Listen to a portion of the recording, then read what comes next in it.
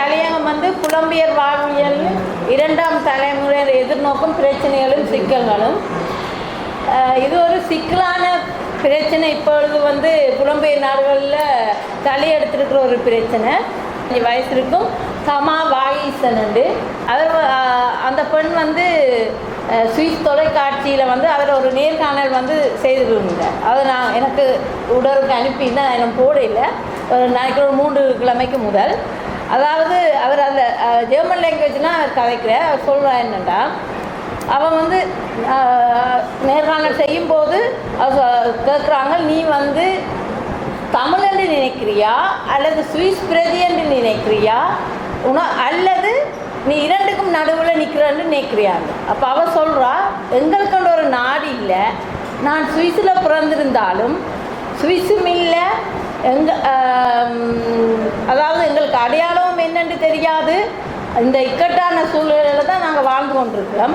அதே நேரம் வந்து எங்களுக்கு முந்தியவர்கள் தமிழர்களாகத்தான் இருக்கிறார்கள்னு சொல்லி அதாவது நீண்ட பட்டியல் போய்கொண்டிருக்கு. நான் அவரோட இன்டர்வியூ நான் இங்கே சொல்ல வரையில் இன்னொரு 18 வயசு 19 வயசுக்குள்ள அவன் வந்து என்னோடய மகளோட படித்து கொண்டிருக்கிறோம். அவன் வந்து 4 வருஷத்துக்கு பிறகு பட்டப்படிப்புக்காக அசைன்மெண்ட் ஒன்றுக்காக அவள் புத்தகம் ஒன்று செய்து கொடுக்கணும். அவள் எடுக்கிற தலையங்கம் அல்லது ஏதாவது ஒரு ப்ரொஜெக்ட் செய்ய வேணும். அப்படி இருந்த போது அவள் எடுத்த தலையங்கம் வந்து இந்த கான்ஃப்ளிக்ட் ஆஃப் 2 வேர்ல்ட்ஸ். அதாவது அவள் டொச்சில் சொல்லிக்கிறா, அது உங்களுக்கு விளங்காது. அவள் செய்து ஒரு இன்னும் புத்தகம் கொடுக்கல. இந்த இன்டர்வியூ எடுத்து வந்து 35 வருடங்கள் ஆகிவிட்டது. அதாவது முதல் தலைமுறையினர் அகதிகளாக வந்த மட்டுமல்லாமல் அவர் எதிர்நோக்கிய பிரச்சனை வந்து இந்த நாட்டில் வந்து தமிழ் சமூகம் வந்து தன்னுடைய மொழியை, பண்பாட்டை, அடையாளத்தை பேணுகிறார்களா அல்லது பேணாமல் விட்டு அச்சமூகம் தங்களுடைய எண்ணத்தை வந்து சமூகம் சார்ந்தது மட்டுமல்லாமல் தாங்கள் வாழ நேர்ந்து விட்ட நாட்டினதும் சமூகத்தினதும் எண்ணத்தையும் நடவடிக்கையையும் சேர்ந்திருக்கிறார்களா அல்லது சார்ந்திருக்கிறார்களா போன்ற பிரச்சனைகள் எல்லாம் அங்கே இருக்குது. இந்த இலங்கை தமிழராகிய நாங்கள் மட்டுமல்ல, அதாவது ஆப்பிரிக்க நாட்டை சேர்ந்தவர்கள், துருக்கி நாட்டை சேர்ந்தவர்கள், அல்பானிய நாட்டு பல வகையான எங்களுக்கு முன்னரே புலம்பெயர்ந்து வந்திருக்கிறோம். அவைகளுக்கும் இந்த பிரச்சனை இருந்திருக்கும். அதுக்கு உதாரணம் வந்து இத்தாலி நாட்டை சேர்ந்தவர்கள் வந்து எங்களை விட இன்டிகிரேட் பண்ணுறதுக்கு, அவர்கள் வந்து சுவிஸ் சமூகத்தோடு இன்டிகிரேட் பண்ணுறதுக்கு அவங்களுக்கு கிட்டத்தட்ட 50-60 வருடங்கள் எடுத்தது. இப்போவுமே பாச கதைக்காதவர்கள் இருக்கிறார்கள். இப்போவுமே ஜெர்மன் லாங்குவேஜ் கதைக்க மாட்டோம். ஆனால் தமிழ் சமூகம் வந்து முதல் சமூகம் சரி, இரண்டாம் தலைமுறையிலும் சரி, அதில் கொஞ்சம் முன்னேறி தான் இருக்கணும்.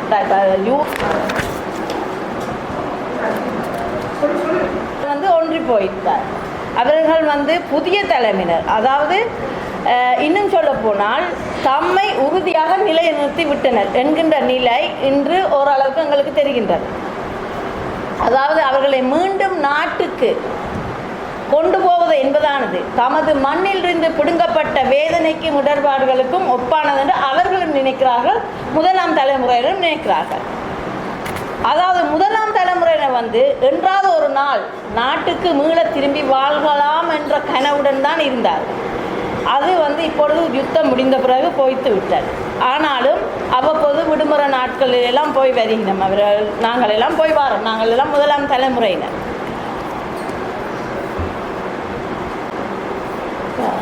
என்ற கேள்வி அவர்களிடத்திலேயும் இருக்கிறது. அல்லது புலம்பெயர்ந்த அந்தந்த நாடுகளின் அடையாளங்களைத்தானும் நாங்கள் சுவீகரித்து கொண்டோமா என்ற கேள்வியும் எங்களிடத்தில் இருக்கிறது. அல்லது இரண்டும் கலந்த அடையாளத்தை, அதாவது தமிழும் சுவிஸ் கலாச்சாரத்தையும், அதாவது புலம்பெயர்ந்த நாட்டின், அது பிரான்ஸ், ஐரோப்பா எல்லாம் அதுக்குள்ள வரும், அந்த கலாச்சாரத்துக்கு ஏற்றவாறு நாங்கள் எங்களுடைய அடையாளத்துக்கு ஆனால் இன்னொரு புது அடையாளத்தை கண்டுபிடித்தோமா என்ற கேள்வியும் இருக்கிறது. இந்த பல்கலாச்சார சூழலில் உள்ள அனுசரிப்பும் அனுபவமும் இதில் ஏற்படுத்தும் அல்லது செலுத்தும் தாக்கம்தான் என்ன என்ற இரண்டாம் தலைமுறைக்கு கடத்திய, அதாவது முதலாம் தலைமுறையினர் கடத்திய அடையாளங்கள் தான் என்ன என்று பார்த்தால் நம்மளுடைய இந்த இந்துத்துவ முறைகளான கலாச்சாரங்களை தான் நாங்கள் அவர்களுக்கு கடத்தி இருக்கிறோம். சரியா? என்ற அந்த கேள்விகள் வந்து முதலாம் தலைமுறைக்கு இப்பொழுது முன்னுக்கு வந்து கொண்டிருக்கிறது. அதாவது முதலாம் தலைமுறையினர் எதிர்கொள்ளும் கலாச்சார நெருக்குவாதங்கள். இதில் வந்து முக்கியமாக கவனிக்க வேண்டியது என்றால் குடும்ப உறவுகளுடன் அதிக நெருக்கத்தை கொண்ட பாரம்பரியம் தான் எங்களுடைய, அதாவது தமிழ் தலைமுறை முதலாம் தலைமுறையுடைய பாரம்பரியம். அதோட வந்து உணர்ச்சி நிலை கூடிய பற்று, கடமை மற்றும் உரிமை எடுத்துக்கொள்வது, இன்னொருவர் மீது பிள்ளைகள் மீது உரிமை எடுத்துக்கொள்வது, பொறுப்படுத்திக் கொள்வது, அதிகாரம் செலுத்துவது போன்ற இந்த இணைந்த வழக்கங்களை கொண்ட ஒரு மரபிலிருந்து வந்தவர்களின் குழந்தைகள் தான் நமது இரண்டாம் தலைமுறையினர். புலம்பெயர்ந்த நாடுகளின் நிலைமைகள் வந்து அப்படியல்ல. அதாவது குழந்தைகள் வயதுக்கு வந்தவின், அதாவது 10 வயசுக்கு மேல் வந்து விவரம் தெரிய வந்த பிறகு பெற்றோர்கள் வந்து அவர்களின் பொறுப்பிலும் அதன் பின் அவர்களின் சொந்த பொறுப்பிலையுமே அவர்களை வளர விடுகின்றனர். ஆனால் சிறு வயதிலிருந்தே அந்த குழந்தைகள் வந்து எப்படி இந்த நாட்டில் வளர்வது, எப்படி இந்த கலாச்சாரத்துக்கு உட்பட்டு வாழ்வது போன்ற விடயங்களை வந்து கற்றுக் கொடுத்து கொண்டிருக்கார். ஆனால் எங்களுடைய தமிழ் சமூகம் அப்படி கற்றுக் கொடுக்கல. ஒரு திருமணத்துக்கு போகிறேன்னு சொன்னால் எங்கள் பிள்ளைகள் வந்து இருக்கும், அவர்கள் வந்து ஒரு சைட்டில் அப்படியே குந்தி கொண்டிருப்பார்கள். இங்கால பெற்றோர்கள் இல்லாமல் அந்த பிள்ளையோட யாரும் கதைக்கிறது. அவர்கள் வந்து குந்தி கொண்டு கொஞ்ச நேரத்தில் டொக்டர் சொல்லுவேன்னா லாங் வாயில் ஏன்னா எனக்கு வந்து போர் அடிக்குது, நீங்களாம் அப்படியே காய்ச்சல, ஒரு கொண்டாட்டம் இல்லை, ஒரு டான்ஸ் இல்லை, ஒரு இது இல்லை, சும்மா வந்து சாப்பிட்டு காய்ச்சிட்டு போகிறீங்க, எங்களுக்கு வந்து எங்கள்கிட்ட பிள்ளைகள் வருது இல்லை, எங்களோட கஷ்டத்துக்காக தான் அந்த கொண்டாட்டங்களுக்கு வரீங்க. இப்படியான பிரச்சனைகளை அவர்கள் எதிர்நோக்கின்ற இருக்கின்ற நேரத்திலும் கூட சிறு வயதிலிருந்தே அந்தந்த நாட்டு மரபுகள், கலாச்சாரங்கள், பழக்க வழக்கங்கள் என்பவற்றோடு சேர்த்தே உண்மையில் வளர்க்கப்பட வேண்டும். ஆனால் பிள்ளைகள் நாளாந்தம் வந்து வீட்டு சூழலில் இருப்பதை விட அதிக நேரம் அந்த நாட்டு சூழலில் தான் வாழ்கிறாங்க. அதோட மண்ணின் நினைவுகளோடும் அந்த மண் வாசனையின் வடிவங்களாக இருந்த அந்த மரபுகளோடும் எஞ்சிய காலத்தை வந்து நாங்கள் வாழ்ந்து கொண்டிருப்பவர்கள் தான் எங்களுடைய முதலாம் தலைமுறையினர். என்றாலும் அந்த தமது வாழ்வை அந்தந்த நாடுகளிலே தக்க வைப்பதற்கு என்கின்ற முடிவுகளுக்கு அடிப்படை காரணமே பிள்ளைகளின் எதிர்காலத்துக்காகத்தான். சரியோ என்று இருக்கின்ற போதும், அதாவது பிள்ளைகள் வந்து எங்களுக்கு கட்டுப்பட்டு இருக்க வேண்டும் என்ற அந்த மனப்பான்மையினால் பிள்ளைகள் வந்து பெற்றோர்களை எதிர்க்கின்ற நிலைக்கு தள்ளப்படுகிறார்கள். இந்த எதிர்பார்ப்பு சரியான கேள்வி முதலாம் தலைமுறையினரிடம் பெற வேண்டும். இதால் இப்போ 25 வயசுக்கு பிறகு வந்த பெண் பிள்ளைகள் இதால் நிறைய பாதிக்கப்படுகிறார்கள். அவர்களுக்கு விருப்பம் இல்லாத ஒரு திருமணத்தை செய்து வைக்கும்போது அவர்கள் திருமணம் செய்த பிறகு அதால் ஏற்படுகின்ற முரண்பாடுகள், அந்த சூழலில் வந்து வித்தியாசமான வாழ்க்கை முறையில் வாழ்கிறதுக்கும் எங்களோட கலாச்சாரத்தில் அங்கே பிறந்த பிள்ளைக்கு ஒரு திருமணத்தை செய்து வைக்கும்போது ஒரு வருஷத்தில் டிவோர்ஸில் வந்து நிற்க வேண்டிய கட்டத்துக்கு பல பிள்ளைகள் இன்றைக்கு ஆளாகி இருக்கிறார்கள். அதுக்கு வந்து பெற்றோர்கள் பிள்ளைகளுடன் இருந்து அவர்களுடைய பிரச்சனைகளை கேட்டு கதைத்து அவர்களுக்கு என்ன பிரச்சனை இருக்குது, அவர்கள் வெளியில் எதிர்நோக்கிற பிரச்சனைகள், இனவாதம், பாடசாலையில் இருக்கிற பிரச்சனைகள் என்றெல்லாம் நிறைய இருக்கிறது. அது எங்களுக்கு விளங்காது. நாங்கள் வந்து நான் வேலைக்கு போகின்றேன், நான் வீட்டு வேலை செய்கின்றேன், நீ என்ன செய்ய, அவர்கள் அப்படி இல்லை. காலம் 7 மணிக்கு போனார்கள் என்றால் இரவு 9 மணிக்கு தான் பாடசாலையால் வருவார்கள். அப்போ அவர்களுக்கு இருக்கிற ப்ரெஷர், அதாவது வெளியில் இருக்கிற பிரச்சனைகள் என்னென்னு எங்களுக்கு தெரியாது. ஆனால் நாங்கள் அவர்களை பற்றி கதைக்கிறது அவர்களுக்கு எங்களுடைய கண்ட்ரோலுக்குள்ளே வச்சுருக்கோம். எங்களுடைய, அதாவது அங்கே வந்து இப்படி நில்லண்டா நிற்க வேணுமென்ற அந்த இதில் பாரம்பரியத்தில் வந்த எங்களுக்கு அவர்களுடைய பிரச்சனையில் அறிந்து கொள்வதற்கான தன்மையாலும் இல்லை. அதை விட பிள்ளைகளுக்கு தாய்மொழி எது, அதாவது ஒரு மொழியானது இனத்துவம் கலந்தது, எல்லா மொழிகளுக்குமான பொதுமையானது, அதற்கே உரிய மரபுகளையும் வழக்குகளையும் கொண்டிருக்கும். எமது பிள்ளைகள் அங்கே பிறந்தபடியினால அவர்களுக்கு தாய்மொழி எது என்ற பிரச்சனை வருகின்றது. சரியோ?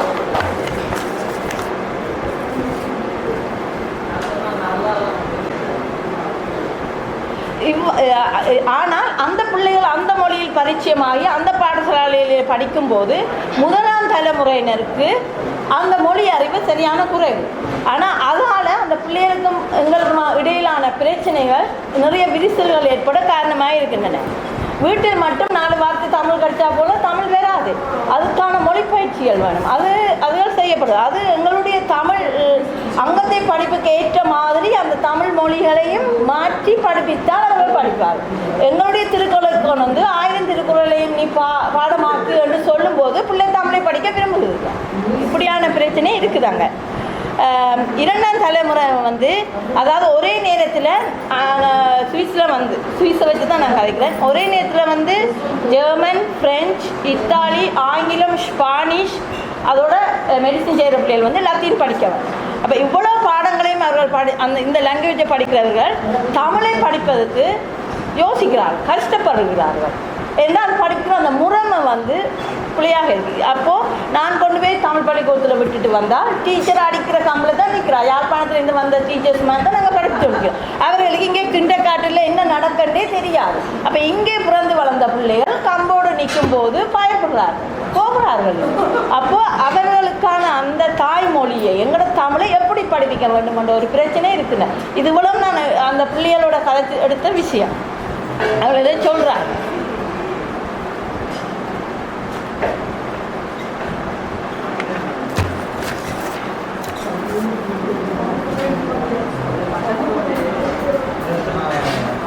அதாவது வந்து புலம்பெயர்ந்த இடங்களில் அந்நியப்பாடு காரணமாக, அதாவது முதலாம் தலைமுறையினர் வந்து புலம்பெயர் இடங்களில் அந்நியப்பாடு காரணமாக தமிழர் குழுமமாக, அதாவது ஒரு குழுமமாக நாங்கள் இப்போ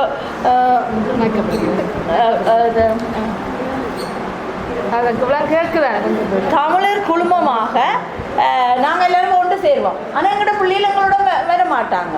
இப்போ நாங்கள் எல்லோரும் இங்கே இருக்கிற மாதிரி தான் அவர்கள் தாங்களோட பாடம் நாங்கள் இப்போ நாங்கள் போய் சந்தோஷமாக இருந்து தருவோம். பிள்ளைகளுக்கு அது ஓகே. அந்த இதுகளை வந்து நாங்கள் மனநிகழ்வு கொள்கின்ற, அதாவது நிறுவன மயப்படுகிற போது தமிழ் குடும்பங்கள் தமது மரபார்ந்த குணங்கள் காரணமாக தமது அந்தஸ்தை வந்து நிலைநாட்ட முயல்கின்றன. அதை பிள்ளைகள் மேலே திணிக்க முயலின. அது பிள்ளைகளுக்கு பிரச்சனையாயிருது. நீங்களும் எங்களோட வாங்கோ ரெண்டா எங்களுடைய திருமணங்கள், உதாரணத்துக்கு திருமணத்தை எடுக்கிறான்னு சொன்னால் காலமாக 11 மணிக்கு தொடங்கிச்சுட்டா இல்லை 9 மணிக்கு அந்த பிள்ளைகள் வந்து அதுலேயே கொஞ்சம் சாரியை கட்டிட்டு குஞ்சிட்டு எங்களோட கஷ்ட வேண்டுகோளுக்கு நாங்கள் அதை சாரியை கொடுக்கும். அம்மா அப்பாவை வந்து திருப்திப்படுத்த வேண்டுமென்றதுக்காக சாரியை கட்டிட்டு வந்து இருப்பினோம். நாங்கள் இருப்போம் 12, 13 மணித்தியாலும் இருப்போம். ஆனால் பிள்ளைகள் இருக்காது. அவங்களுக்கு அந்த நேரம் ஒரு பிரச்சனையாக இருக்குது. இந்த அவர்களுக்கு வந்து சுவிஸ் அல்லது மற்ற கலாச்சாரங்களை பார்க்கும்போது திருமணம் பண்ணும்போது ஒரு 2 மணித்தியாலத்தில் முடிஞ்சது. எங்களுடைய திருமணங்கள் அப்படியா இல்லை. அப்போ அது வந்து அவங்களுக்கு ஒரு பெரிய பிரச்சனையாக இருக்குது. அடுத்தது வந்து 2ஆம் தலைமுறை டைம் வந்து சாதி.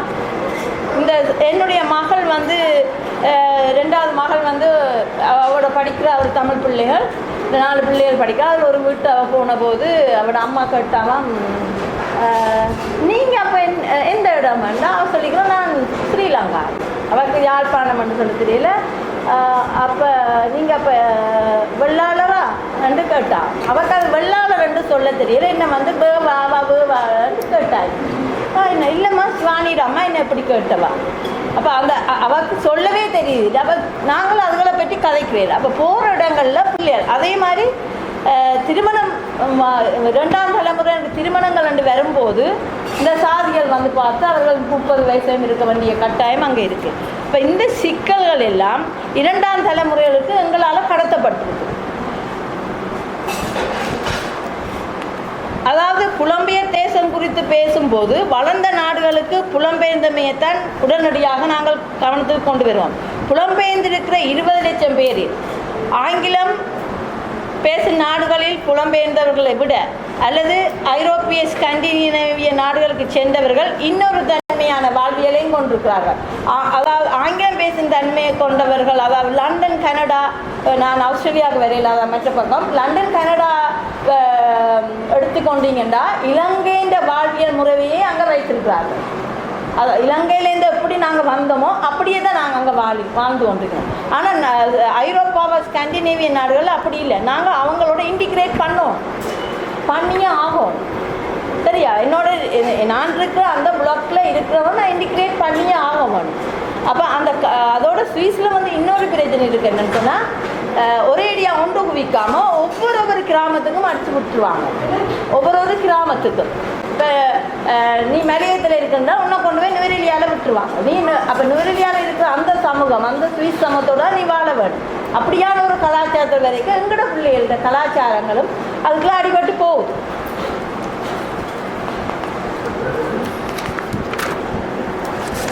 நான் அந்த பிள்ளை நான் கன நேரம் அடுக்க வரையில் நான் 2 பேர் பேசியிருக்கணும். அதாவது வந்து இந்த சூழலில் இந்த நாடுகளின் அதாவது நாங்கள் வந்து இன்று வரைக்கும் வந்தவர்களாகவே அங்கே இருக்கின்றோம். எங்களுக்கு அவர்களுக்கும் ஒரு நாடு இல்லை, அவர்களும் வந்து இரட்டை கலாச்சாரத்தில் வாழ்கிறபடினால அவர்கள் வந்து நினைக்கிறார்கள் நாங்கள் தமிழும் இல்லை சுவிஸும் இல்லை, அப்போ எங்களுக்குன்ற ஒரு அடையாளம் என்ன?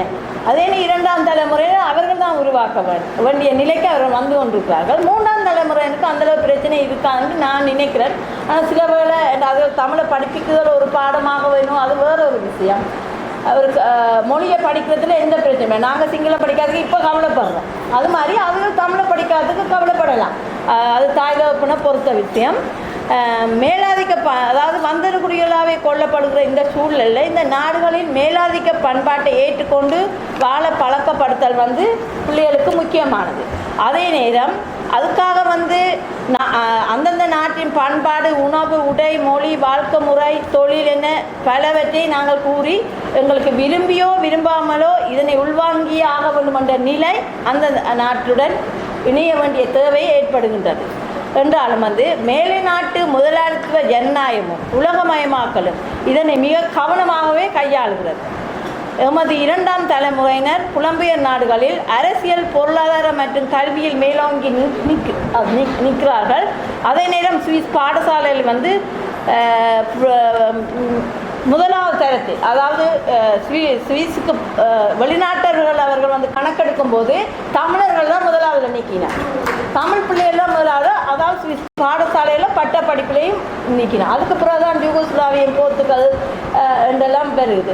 சுவிஸை விட்ட தவிர்ந்த அந்த இதுகளில் அது ஏன்னு சொன்னால் யாழ்ப்பாண மென்டாலிட்டியும் சரி, எங்களோட இலங்கை மனநிலையும் சரி, எங்களுக்கு அங்கே எந்த வகையான பொருளாதார இதுகளும் இல்லாதால கல்வியை தான் நாங்கள் மூலதனமாக கொண்டாங்க. அப்போ எங்களோட பிள்ளைகளை படி படி படி என்று அந்த டோர்ச்சர் கொடுத்ததுல தான் எங்களோட பிள்ளைகள் படித்த ஓரளவுக்கு வந்தது.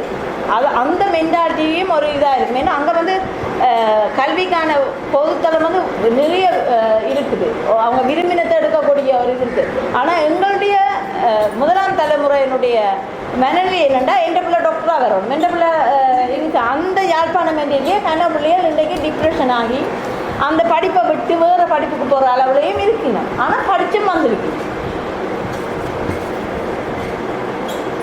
அதாவது நான் இன்னும் ஒரு 2-3 வரையிட முடிக்கிறேன். இன்று வரை எமது புலம்பெயர் தமிழர்களில் பெரும்பாலானோர், அதை நான் சொல்லிட்டேன்.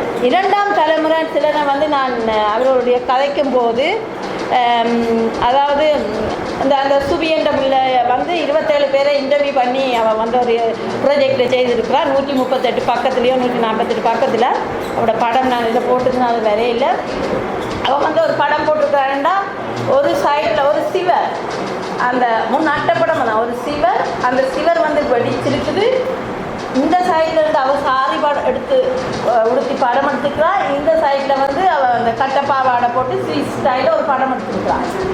அந்த படம் எனக்கு இதில் தான் இருக்குது, பென் ரைட்டில்.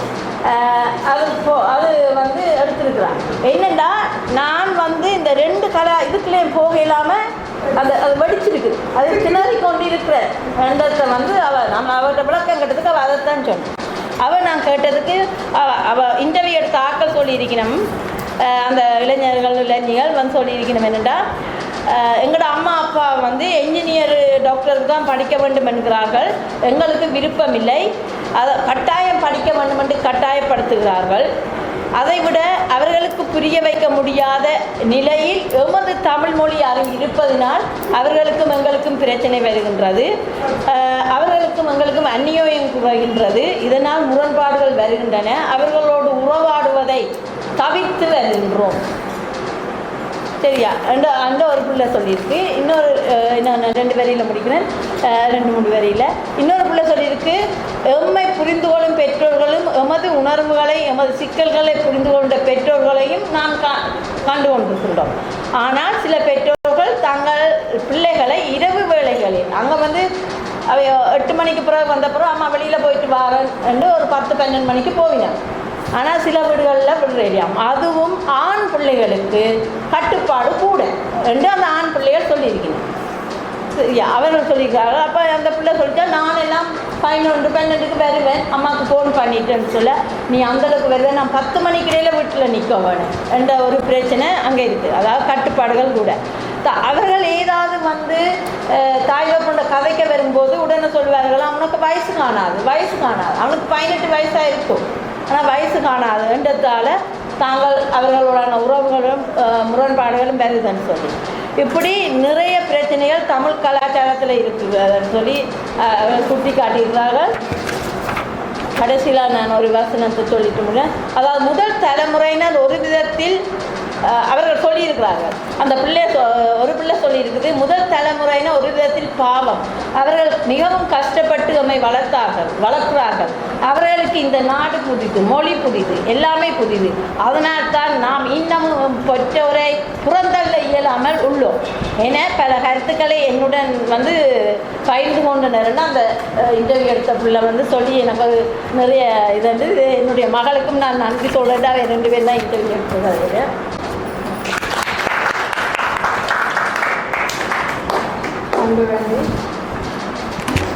இது நாங்கள் வந்து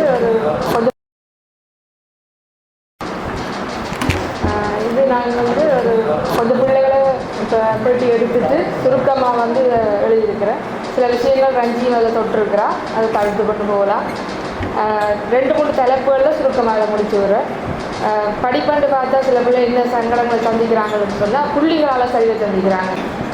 ஸ்ரீலங்காலையும் அப்படி தரப்படுத்துறதால நாங்கள் வந்து கஷ்டப்பட்டோம். இங்கே என்ன செய்வாங்கன்னு சொன்னால் சில நிறவேறுபாடுகளோ அல்லது ஒரு நுண்ணிய நிற அரசியல் வந்து சில நேரங்களில் இருக்கும். அவங்க என்ன செய்வாங்கன்னு சொன்னால் ஒரு சின்ன பிள்ளைக்கு அவங்களாவே முடிவு பண்ணி அவங்களாவே ஒரு சின்ன பிள்ளைக்கு அரை புள்ளி ஒரு புள்ளியை வெட்டி விடுவார்கள், இல்லை மேலதிகமாக வெட்டி விடுவார்கள். அப்போ சில நேரத்தில் அவங்க உயர்கல்விக்கு போக முடியாத நல்ல ஒரு நிலையை எட்ட முடியாத சந்தர்ப்பங்கள் நிறைய இருந்திருக்கு. அல்லது நல்ல புள்ளிகள் எடுத்திருந்தாலும் வந்து கொஞ்சம் டிஸ்டர்பாக இருக்கிறீங்களா? நல்ல புள்ளிகள் எடுத்திருந்தாலும் வந்து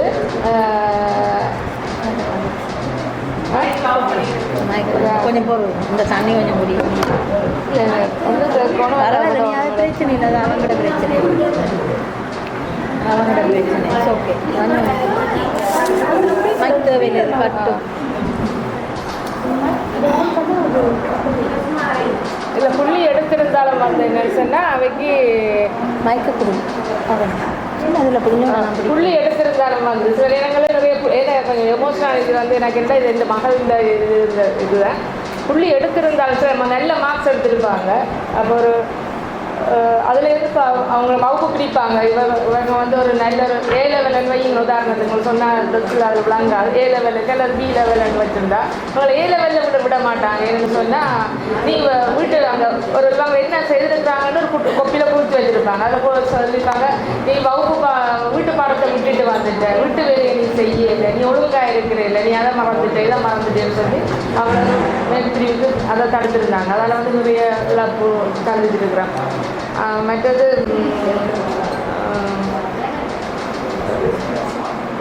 சில நேரங்களில் நல்லா படிக்கிற பிள்ளையே வந்து ஏ லெவலுக்கு விடுறேன் இல்லைன்னா இன்னொரு காரணம் என்னன்னு சொன்னால் இப்போ அவங்க 8-9 வயது அவங்க படிக்கும்போது லாகர்ன்னு சொல்லிட்டு அவங்க இங்கே ஒரு கிழமை அல்லது 10 நாளுக்கு கூட்டிகிட்டு போவாங்க. எங்களாவது சுற்றுலா மாதிரியோ இல்லை தங்கியிருந்து அந்த கலப்படை மாதிரி செய்துட்டு வர்றதுக்கு.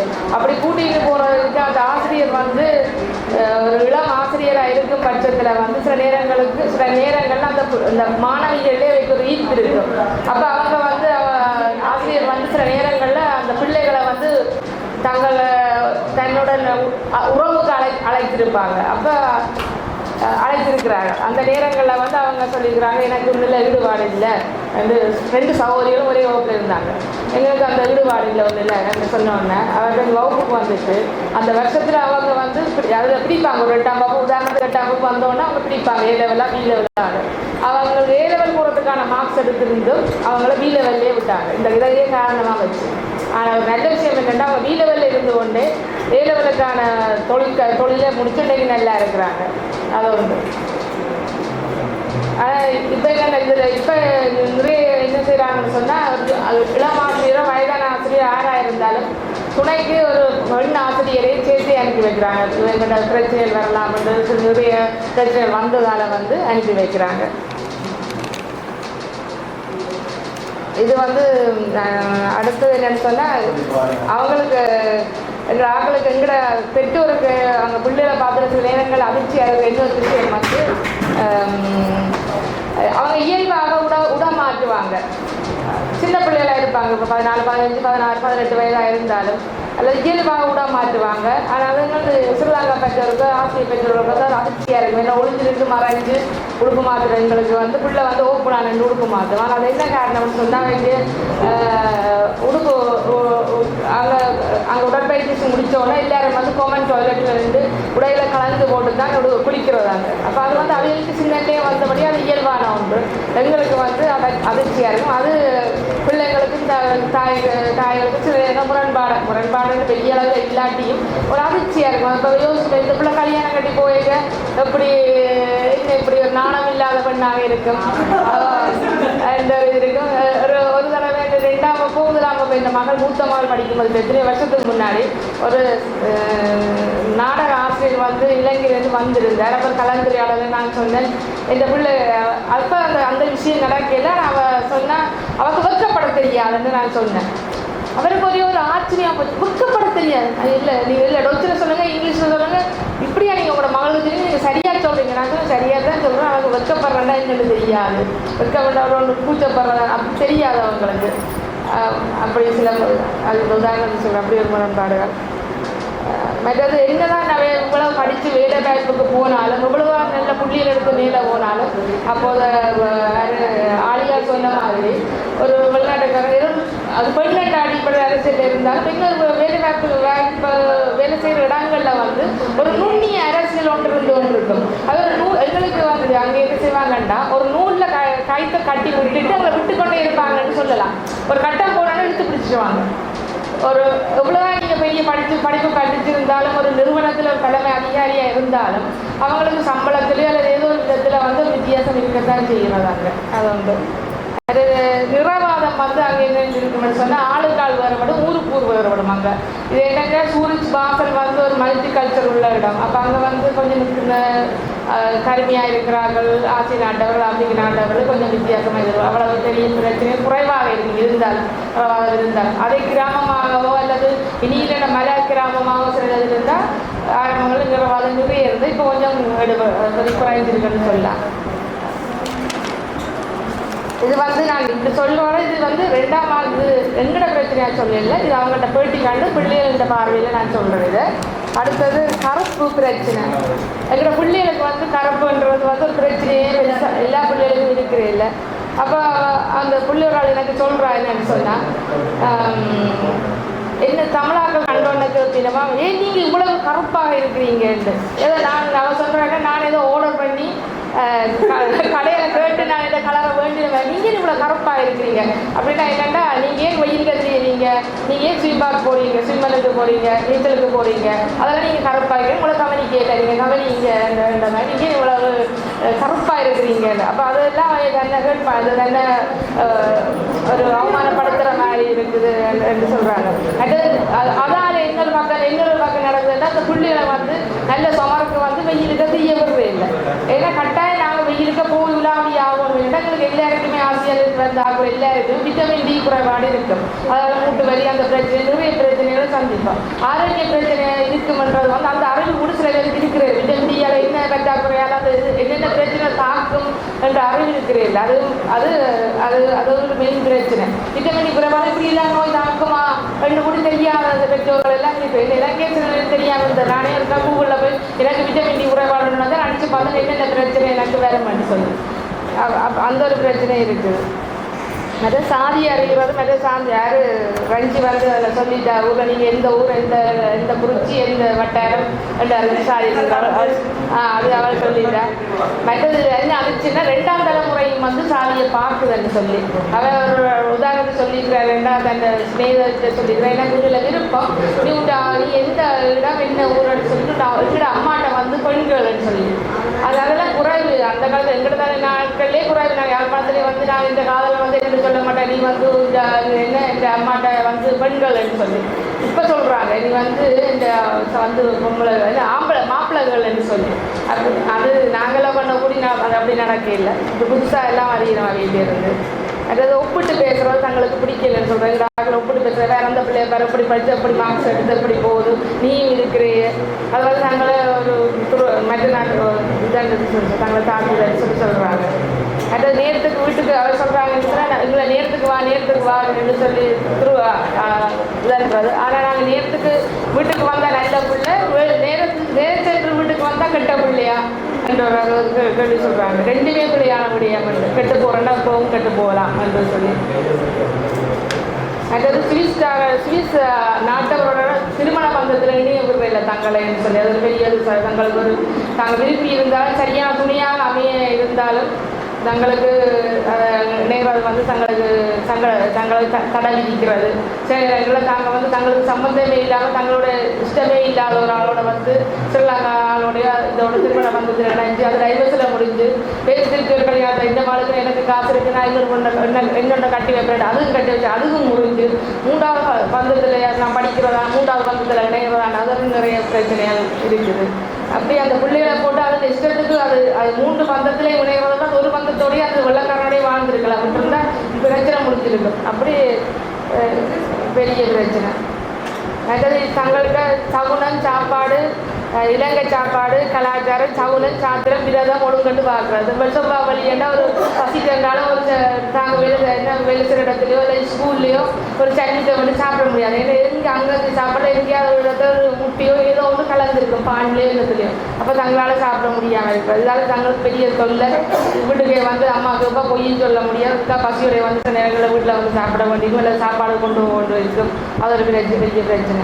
அதாவது சில நேரங்களில் விரும்பிட்டு மோதத்தோட மாற்றி விட்டு உடனே மோதத்தை வீட்டிலே வச்சு ஒரு என்ன நிச்சயதார்த்தம் மட்டும் வந்து செய்து போட்டு உடனே நீங்கள் செய்திருக்கலாம் கேட்கற இப்படி ஒரு ஐடியா பண்ணி மோதத்தை மாற்றி விட்டுருவாங்க. அது வந்து சில நேரங்களில் வந்து 6 மாதம் சரியாக இருக்கும். அதுக்கு பிறகு வந்து அது பொருத்தம் இல்லாத திருமணமாக போய் முறிவில் போய் விட்டுரும். முறிந்த பிறகு ஆணுக்கு பிரச்சனை இல்லை, பெண்ணுக்கு தான் பிரச்சனை. ஏன்னா அந்த பிள்ளை இன்னொரு பந்தத்தில் நீங்கள் வந்து தங்களுக்கு பெரிய பிரச்சனையாக இருக்குன்னு சொல்லி நாங்கள் அப்படியே விட்டுருந்தா நாங்கள் கலைச்சி பேசி ஆறுதலாக ஒரு 2 வருஷம் கழிச்சோ 3 வருஷம் கழிச்சோ நாங்கள் ஆறுதலாக கல்யாணம் கட்டியிருப்போம். ஆனால் இப்படி எங்களுக்கு உடனே 6 மாதத்தில் மூத்த மாதிரி தங்களோட இந்த பிள்ளை இந்த பையனோட தெரியுதுன்னு அவமானம் மட்டும் எடுத்து தாங்கள் இப்படி செய்கிறதால வந்து தாங்கள் சில நேரங்களில் இவ்வளோ பிரச்சனைகள் ஆளாகிறோம்னு சொல்லி சொல்கிறாங்க.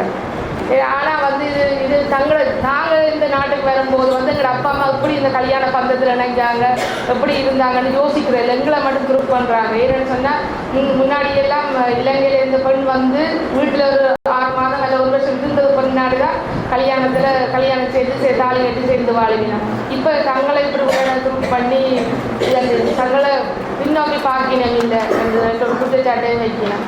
அதாவது பெண் விடுதலை என்று நாங்கள் ஏதாவது ஒன்று பேசினா வந்து அவளை நிற்கிறேன்னு சொன்னால் எதுக்கு தயார் எல்லாத்தையும் தங்களை அப்படி பெண் விடுதலை பேசி ஏதாவது கொஞ்சம் காட்டிக்கொண்டா என்ன செய்யறேன்னு சொன்னால் மறைமுகமாக தங்களை படுக்கை கலைப்பது. அது 2 நாட்டுக்காரர்கிட்டையும் இருக்குது. அது எங்கட நாட்டுக்காரர் இருந்தானே வெள்ளைக்காரர்கிட்ட இருந்தானே இருக்குன்னு சொல்லி வெள்ளைக்காரன் நாசுக்காக கேட்பாங்க, எங்கடாக்கள் நேரடியாக கேட்பாங்கன்னு சொல்கிறது.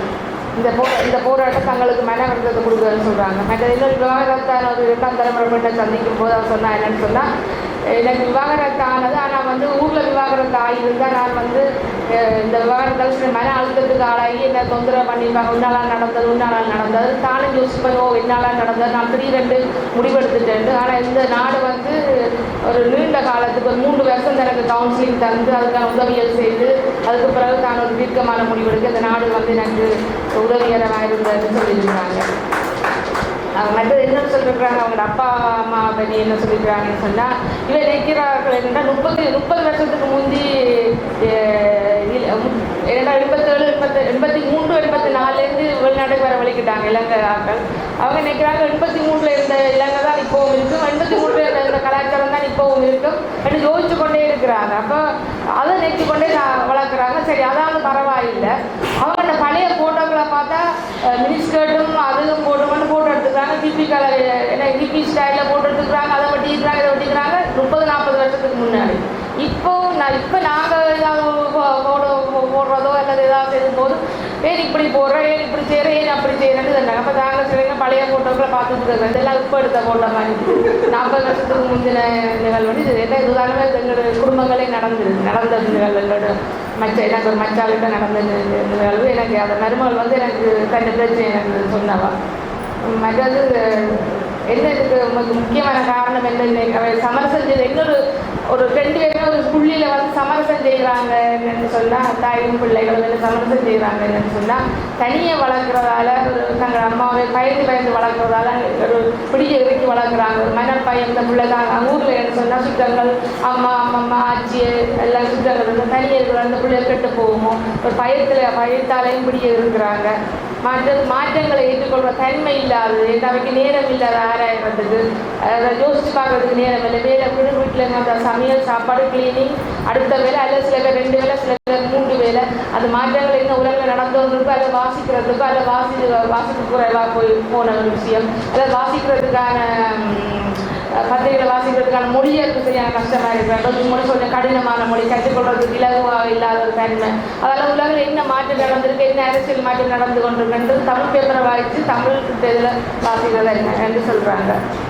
மற்றது ஐரோப்பா வந்து தங்களை கெடுத்து விடணும்னு நினைக்கிறது. ஆனால் இதே அளவு பாலியல் நிறுவனமும் கட்டுரை போலம் எல்லாம் வந்து அந்த காலத்திலே நடந்து கொண்டு இருந்தது இலங்கையிலும் என்று சொல்லி சொல்கிறாங்க. இதோட முடிக்கலாம்னு நினைக்கிறேன். நன்றி, வணக்கம்.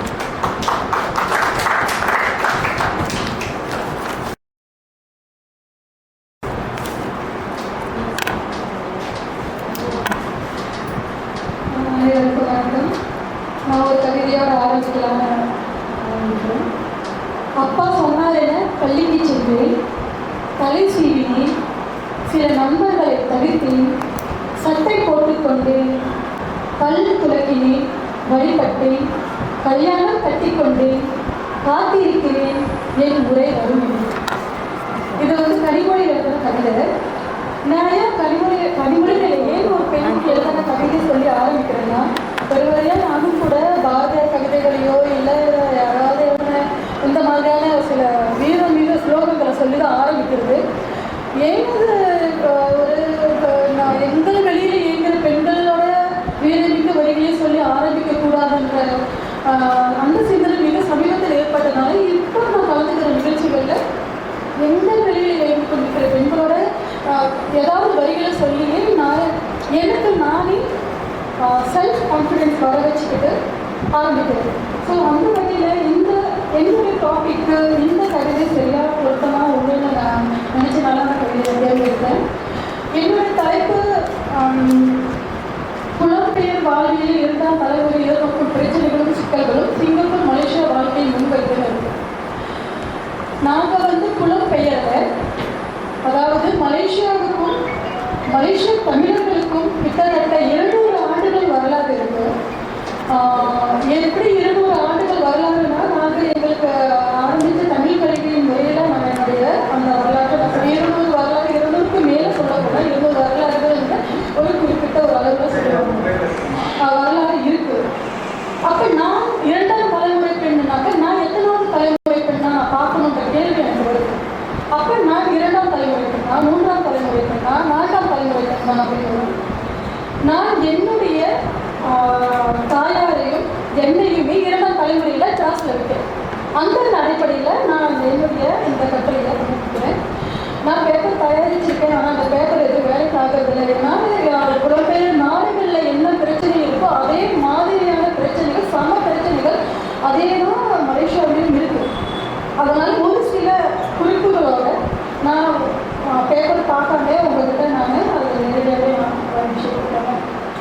2ஆம் தலைமுறை பெண்கள் என்னவாக இருக்கிறார்கள் அதை பார்த்தாக்கா, வாழ்க்கையோட அழுத்தம், பணிச்சுமை, நேரமின்மை, அவநம்பிக்கை, மன உளைச்சல் ஆகிய பிரச்சனைகளால் அறுக்கப்படுகிறது.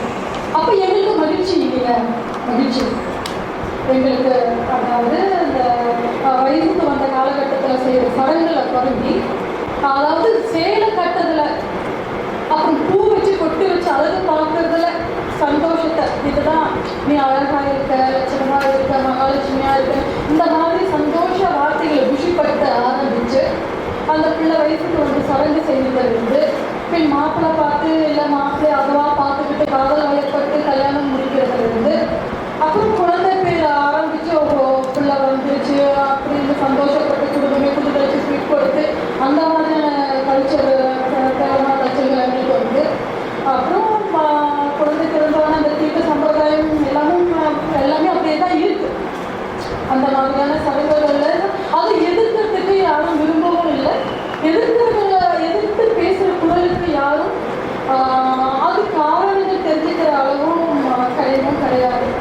பெண் சுதந்திரம் பேசுகிறவங்களும் அப்போ எப்படி பெண் சுதந்திரம் பற்றி பேச ஏதோ ஒரு வீட்டுக்கு ஆகாத ஆள் ஏதோ மாதிரியான கேஸுன்ற மாதிரினா எந்த மாதிரியும் பார்வைகள் வைக்கப்படும்.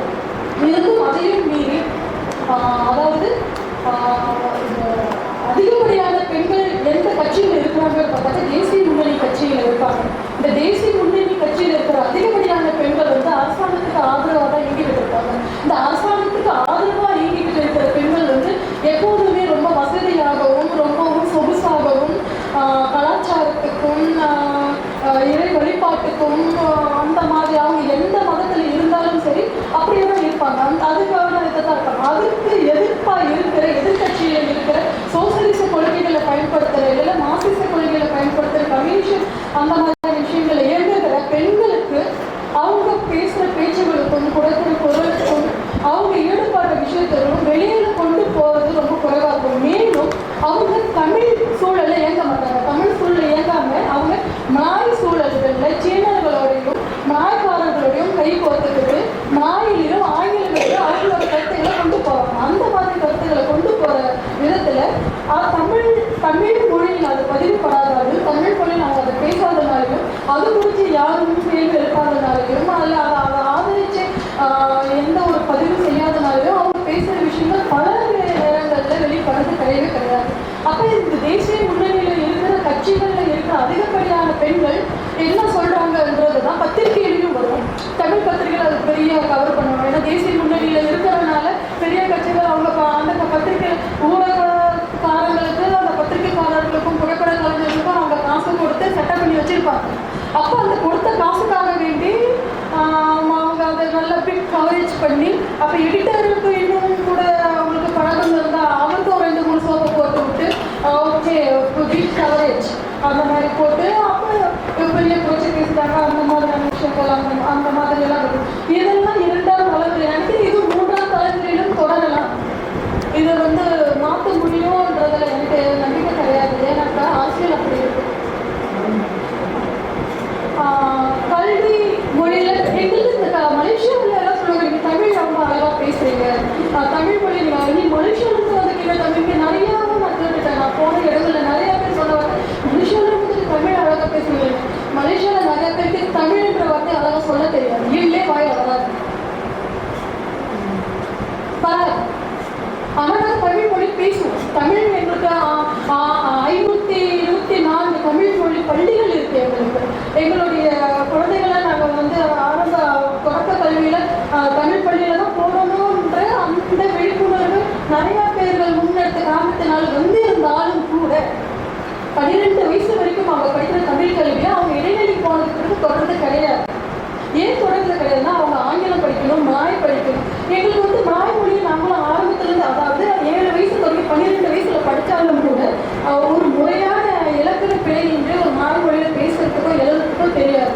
ஏன் அப்படின்னாக்கா இப்போ உன் பெயர் என்னன்றது வந்து நம்ம ஆங்கிலத்தில் சொன்னாமா உன் பெயர் என்னன்றது ஆங்கிலத்தில் அதே வார்த்தைகளை நம்ம ஒரு வார்த்தையை மொழி பேசலாம். ஆனால் நாய் மொழியில் அப்படி வராது. அவங்க முன்னுக்கு பின்ன வார்த்தைகளெல்லாம் திருப்பி போட்டு தான் அவங்களுடைய வசனங்கள் வரும். அப்படி சொன்னாலும் அவங்களுக்கு அது இலக்கியப்படி சரி. நம்ம தமிழ் பிள்ளைகள் அதாவது பொதுவாக இந்த கிராமத்திலிருந்து போகிற பிள்ளைங்க அதே நேரத்தில் வாழ்க்கை சூழலிருந்து போகிற இடைநிலை போகிற பள்ளிகள் போகிற பிள்ளைகள் என்ன அப்படின்னா அவங்களுக்கு நடத்துகிற அத்தனை பாடங்களுமே தமிழ் மொழியில் போதிக்கப்பட்டு கணிதம், சயின்ஸ், ஜியோகிராஃபி எல்லாமே தமிழ் மொழியில் போதிக்கப்பட்டு அப்படியே அவங்க 13 வயசுல இடைநிலை போகல அத்தனையுமே நாய் கல்விக்கு மாற்றக்குள்ள அவங்களோட தேர்ச்சி விகிதம் அப்படியே செஞ்சுக்கணும். எதுவுமே அவங்களுக்கு விளங்காது. அப்புறம் கம்யூனிகேஷன் ப்ராப்ளம் இருக்குது. அவங்களுக்கு ஆரம்பத்திலேருந்து அவங்க தமிழ் மாணவர்களோட இணைஞ்சு தமிழ் மாணவர்கள் சூழ்நிலை வளர்ந்த அவங்க திடீர்னு கூட இடைநிலை கல்விக்கு போகிறப்ப சீன மாணவர்கள் கூடயும் நாய் மாணவர்கள் கூட இணைய வேண்டிய சூழ்நிலையில் அவங்களுக்கு சரியான மொழி வளம் இல்லாதனால அதை தொடர்ந்து கஷ்டப்படுவாங்க. அப்போ நாய்மொழியும் படிக்கணும், மற்றது எல்லாத்தையும் படித்து 7-8 சப்ஜெக்டுக்கு பிறகு தமிழ் வந்து ஒரு எடிஷன் சப்ஜெக்டாக போகிறனால அது எடுக்கணுமா, இவ்வளோ சப்ஜெக்ட் இடையில இதை எடுத்து ஏன் வரணும், அதை அப்படியே ஒதுக்கிடலாம் சொல்லி. இன்னொன்று என்ன அப்படின்னாக்கா இங்கே தமிழ்நாட்டில் இருந்தோ இல்லை வெளிநாடுகளில் இருந்தோ அதிகம் படித்த மெத்த படித்த தமிழ் தெரிஞ்ச தமிழ் மேலாண்மைகள் வந்து ஒரு எழுத்து பிழையாக இருந்தாலும் ழா ரா லகரம் இப்பு இட்டு இப்பு இது எது போராட்டியும் அது ரொம்ப உங்களுக்கு தமிழ் தெரியாதா, தமிழ் படித்த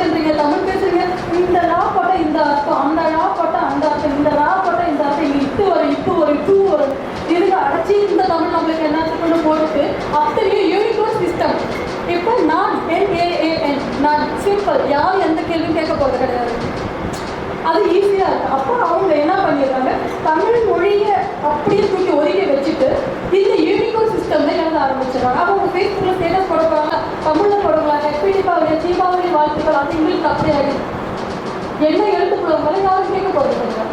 ஸோ இந்த மொழி பிரச்சனைகளுக்கும் இந்த அழகாக இந்த எழுத்துக்களே சொல்லி தரத்துக்கு எங்களுக்கு ஆள் கிடையாது. அந்த அளவுக்கு குவாலிட்டி உள்ள தமிழ் ஆசிரியர்களும் கிடையாது. ஏன்னாக்கா தமிழ் ஆசிரியர்களுக்கு அவங்க தமிழ் ஆசிரியர்களுக்கு அவங்க ரொம்ப ப்ரெஷர் அந்த அதாவது கல்வி அமைச்சர்களை கொடுக்குற ப்ரெஷரில் அவங்க பணத்துக்காக சம்பளத்துக்காக வேலை செய்கிற சூழ்நிலைக்கு அவங்க வந்தாங்க. அப்போ இந்த மாதிரி ரொம்ப அக்கறை எடுத்து சொல்லிக் கொடுத்து அந்த மொழி பற்றோட இப்போ யாரும் செய்யறது கிடையாது. ஏன்னா அங்கே இருக்கிற விலைவாசியிலையும் அவங்க தன்னை உண்டி இந்த வாழ்க்கை போராட்டத்தோட உண்டி வெளியே வர்றதுக்காக அவங்க பாடுற பாட்டில் இருக்குன்னு அவங்களுக்கு நேரம் இருக்குது. ஒரு கிளாஸில் 30 மாணவர்களுக்கும் 30 மாணவர்களில் நல்லா படிக்கிறவங்க யாருன்னு அவங்க அடையாளம் பண்ணிட்டா அவங்கள கொண்டுட்டு வர்றதுக்கு தான் பார்ப்பாங்களே ஒரு இந்த லாஸ்ட் பெஞ்ச்னா அந்த மலேசியாவில் இந்த லாஸ்ட் பெஞ்சு மிடில் பெஞ்ச்லாம் கிடையாது. எல்லாம் ஒன்றா தான் உட்காந்துருக்கோம். யாரு மட்டுன்றது அந்த ஆசிரியருக்கு தெரியும். அதை அப்படியே விட்டுருவாங்க. இந்த நல்லா படிக்கிற பிள்ளைகள் ஃபோக்கஸ் பண்ணி கொண்டு வந்து பார்ப்பாங்க. ஆனால் அதே மாணவர் இடைநிலை பள்ளிக்கு போய் அதே ஹைப்பரோட எக்டிவோட அவங்க இருந்தாங்கன்னா முன்னுக்கு வந்துடலாம். இல்லாட்டினா இது கல்வியிலும் மொழியிலும் உள்ள பிரச்சனை நம்மளுக்கு சொல்லலாம். திருமணம் பிரச்சனை இருக்கும். மலேசியாவில் ரொம்ப வெளிப்படையாக ஜாதிகள் பேசாட்டையும் கூட திருமணம் சம்பந்தப்பட்ட ஜாதிகள் பார்க்கப்படுது, நிறையவே பார்க்கப்படுது. காதல் திருமணங்கள் இப்போ ரொம்ப அதிகமாகவும் வருது. காதல் திருமணங்கள் இந்த ஜாதி சம்பந்தப்பட்ட விஷயத்த மாற்றிட்டுனா மாற்றி இருக்கு. ஆனால் ஜாதி இல்லாமல் கிடையாது. எங்கேருந்து அவங்க கற்றுக்கிட்டாங்கன்னா தமிழ்நாட்டில் தான் கற்றுக்கிட்டாங்க. ரொம்ப சிம்பிளாக ஒரே உதாரணம் சொல்கிறேன். இப்போ என்னையும் எடுத்துக்கிட்டிங்கன்னா நீ எங்கேருந்துமா வர, நான் மலேசியா போனேன். தமிழ்நாட்டில் எங்கம்மா, தஞ்சாவூரில் எங்கம்மா ஏன் கேட்குறீங்க, நீ சொல்லு நான் என்ன ஆளுன்னு சொல்லிடுறேன். அப்படி நான் எங்கன்னு எனக்கே நான் யாரு என்னுடைய தாத்தா பாட்டி என்னன்னு எனக்கே தெரியாதப்ப உன் வரலாறு நான் சொல்றேன்னு இருக்கிற போது அங்கே எங்களுக்கு சொல்லிக் கொடுக்குறோம், அவரை கற்றுக் கொடுக்குறோம். அது ரொம்ப காமெடியாக இருந்துச்சு. ஏன் இவங்க இப்படி பண்றாங்கன்னு எனக்கு தெரியல. ரொம்ப அழகாக சொல்லி கொடுத்துருக்காங்க, இன்னும் சொல்லி கொடுத்துக்கிட்டே இருக்கிறாங்க. அந்த மாதிரியான அப்போ இந்த திருமண விஷயங்கள்ல எங்களுக்கு இந்த என்ன சொல்லுவாங்க, இந்த வரதட்சணை கொள்கையெல்லாம் கிடையாது. அதாவது பொண்ணு பார்க்க வரப்போ 2 வீட்டாருங்க பேசுவாங்க, நீங்கள் என்ன ஓகே திருமணம் ஓகே வச்சா பொண்ணுக்கு மாப்பிள்ளை கொடுத்துருக்கா, குடும்பத்துக்கு கல்யாணத்துக்கு கொடுத்துருக்கா, சரி ஓகே பொண்ணுக்கு நீங்கள் என்ன போடுறீங்க அந்த மாதிரி கேட்காங்க. பொண்ணுக்கு எங்களால் முடிஞ்சதை நீங்கள் செஞ்சுருங்க, சரி நாங்கள் செஞ்சுக்கிறோம், அவ்வளோதான். அப்போ மாப்பிள்ளை என்ன பொண்ணுக்கு போடுறாருன்றதை அங்கே காட்டுவாங்க, அவ்வளோதான். இவ்வளோதான் வேணும்னு கேட்க மாட்டாங்க.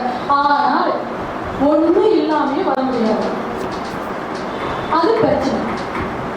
ஒன்றும் இல்லாமல் ஒரு ஒரு பொண்ணு போறாங்க, அந்த பொண்ணு வர முடியாது.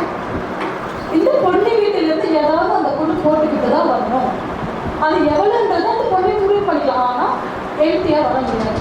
அதோட இந்த சட்டு குட்டு சாமான், கட்டு மட்டை, குட்டு வளர்த்து லொட்டு லொசுக்கு இது அந்த பொண்ணு தான் கொண்டு வரணும். இது கல்ச்சர். இவங்க என்ன சொல்றாங்க, இது பாரம்பரியம் அப்படின்னு சொல்றாங்க. நான் சொல்றேன் இது பாரம்பரியம் கிடையாது, இதுதான் வரதட்சணை நான் சொல்றேன். அந்த பொண்ணு அது இல்லாமே போலாமே, அப்படி போக முடியாது. அதை வாங்கி கொடுக்குறாங்க, இப்பயும் வாங்கி கொடுக்குறாங்க, இன்னும் வாங்கி கொடுத்து தான் போறாங்க. அது அந்த பொண்ணுக்கு அது அந்த பொண்ணு தான் வச்சு புலம்ப போகுதுன்னு சொல்றாங்க. எனக்கு அது தெரியல. அடுத்து இஸ்லாமிய முறைப்படி ஏன்னா எங்கள் நாட்டில் 3 சமய பெண்கள் இருக்கிறதுனால மலாய், சைனீஸ், தமிழ் பெண்கள், அதோட சீக்கியர் அவர்கள் சொல்லிட்டு நிறைய கலாச்சாரத்தோட கூடிய ரொம்ப அழகான கலர்மிகு வண்ணமிகு நாடு இந்த நாடுன்றதுனால அந்த அவ்வளோ பெரிய இதுக்குள்ளே போகலை. நாங்கள் பிரிக்கிறது மூவினம் அப்படின்னு தான் நாங்கள் பிரிக்கிறோம். அந்த மூவினத்தில் இஸ்லாமிய கல்ச்சரை கொஞ்சம் நான் தொட்டுட்டு போகிறேன். இப்போ இந்த கந்துவெட்டுன்ற பிரச்சனை எத்தனை பேருக்கு தெரியும் எனக்கு தெரியாது. இஸ்லாமிய முறைப்படி அவங்களுடைய திருத்தப்பட்ட இஸ்லாமிய முறைப்படி 2006 அப்படின்னு நினைக்கிறேன், 2009 திருத்தப்பட்ட இஸ்லாமிய சட்டப்படி 86வது ஸ்லோகன் படி கந்துவெட்டுன்றது அவங்க நியாயப்படுத்துறாங்க. இஸ்லாமிய முறைப்படி அது வேணும், அது இருக்கணும். அவங்க என்ன சொல்றாங்க, அவங்க ஸ்டெப் 1 அப்படின்னு சொல்றாங்க. ஸ்டெப் 1ன்னா அந்த பெண் புரியல மேற்பகுதியில் சிறுத்தோட நீக்கிறது, மேலே நீக்கிறது. அவங்க எதுக்கு என்ன சொல்றாங்கன்னா அது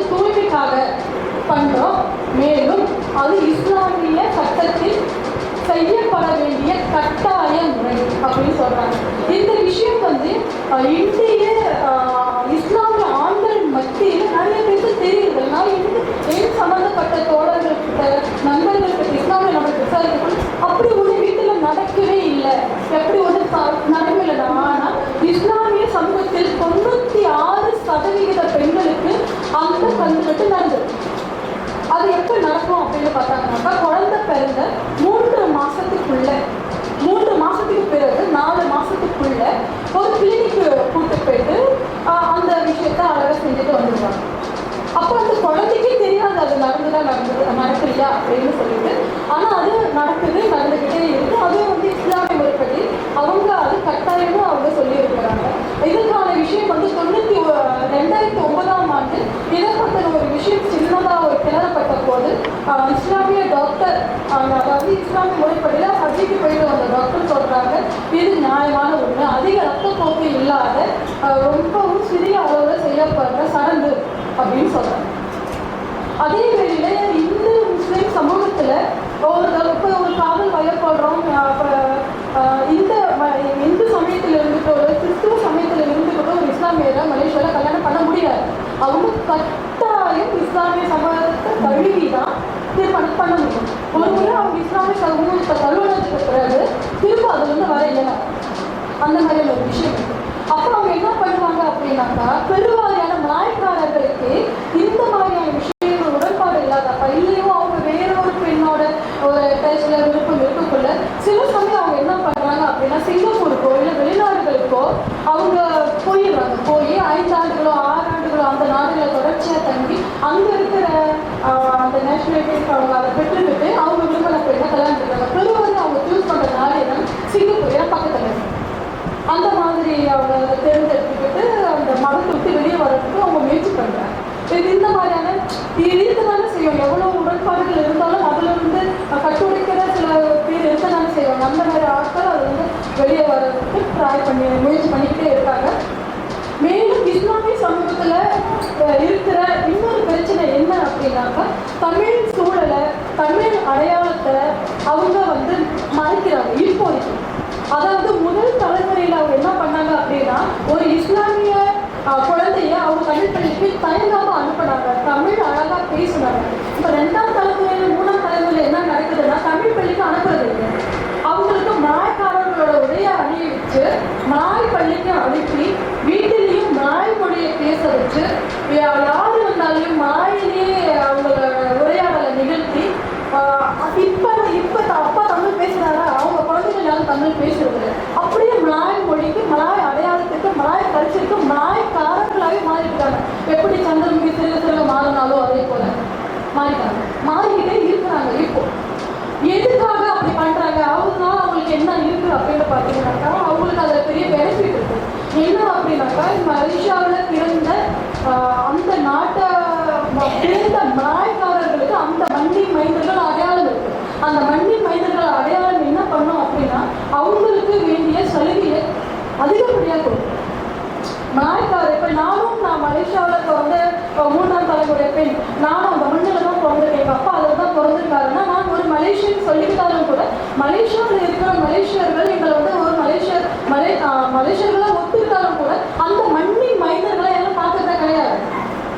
எங்களுடைய அடையாள அட்டையில நாங்கள் வந்தேரிகள் தான் குறிக்கப்பட்டிருக்கோம். எங்கிருந்து வந்தீங்க, இந்தியாவிலிருந்து வந்தீங்க, இந்தியா அப்படின்னா இந்தியாவில் வந்து வந்தேரிகள் தான் இருக்கு. அப்போ எங்களுக்கு கொடுக்குற அத்தனை சலுகையுமே கோட்டா சிஸ்டம், கல்வியில இருந்து வீடு கட்டுறதுல இருந்து தொழில இருந்து அத்தனையுமே கோட்டா சிஸ்டம். கோட்டா ஒரு 16% கொடுக்குறாங்க, 16% முடியுதா, அந்த கோட்டாவுக்கு தகுதியான கொண்டு இருக்கா, அதுக்கு இடம் கிடைக்கலையா, கிடைக்காதுன்னா கல்வி இது முடிஞ்சிச்சு, அப்படி தனியாருக்கு கொடுப்போம், இல்லாட்டி வெளிநாட்டுக்கு சிஸ்டம் கோட்டை முடிஞ்சிட்டு நம்ம என்ன பண்றோம். அப்போ மலாய் சமூகத்தை இந்து முஸ்லீம் என்ன பண்றாங்க அப்படின்னு அது கூட இந்து முஸ்லீம்னு தான் சொல்றாங்க. இந்து முஸ்லீம் என்ன பண்றாங்க அப்படின்னா, நாங்கள் முழுக்க மலாய் கல்ச்சருக்கு மாறினோடனே பேரும் மலாய் மொழிக்கு மாறப்பட்டது முடிஞ்சோடனே அவங்க மலாய்க்காரர்களை விரும்பி கல்யாணம் பண்ண அப்படி ஆகிட்டோட முழுக்க அவங்க மலாய்க்காரர்களாகவே ஆகிட்டோன்னே அவங்களுக்கு அந்த கோட்டா சிஸ்டம் இல்லை. அப்படியே மலாய்க்காரர்களோட சலுகை அவங்களுக்கு வரும். ஸோ அப்படி கொஞ்சம் சொல்லிட்டு போவாங்க. மலேசியாவில் 2ஆம் தலைமுறை பெண்களுக்கு அரசியலில் என்ன ஈடுபாடுன்னு பார்த்தீங்கன்னாக்கா ரொம்ப சிறப்பாக இருக்கும். மலேசியா வரலாற்றில் இதுவரைக்கும் 6 பிரதமர்கள் வந்திருக்கிறாங்க. ஒரு பெண் பிரதமர் கூட வந்ததே கிடையாது. தேர்தலில் நின்றதும் கிடையாது, வேட்பாளராகவும் நின்றதும் கிடையாது. அரசியலுக்கே லாய்க்கப்படாதவர்கள் பெண்கள்ன்ற மாதிரி தான் சொல்றாங்க. சின்ன சின்ன பகுதியில் வச்சிருப்பாங்க. மகளிர் அமைப்பு வச்சிருக்கிற மாதிரி எல்லாத்துலயும் மகளிர் அமைப்பு வச்சிருக்காங்க. மகளிர் அமைப்பு தலைவர் வச்சிருக்காங்க. தலைவர் என்ன சொல்றாரோ அதுதான் அந்த மகளிர் அமைப்புல செய்யறாங்களே ஒழிய ஒரு முறையும் கூட பெண் பிரதமர் மலேசியாவில் வந்ததும் கிடையாது. இதுக்கு மேல வருவாங்களான்னு தெரியாது. அரசியல் ஈடுபடுற பெண்கள் கூட வேறு மிக ஒரு இந்திரா காந்தி வரையோ இல்லை ஜெயலலிதா வரையோ யாராவது வருவாங்க அப்படின்றது ரொம்ப கேள்விக்குரிய விஷயமா இருக்கு.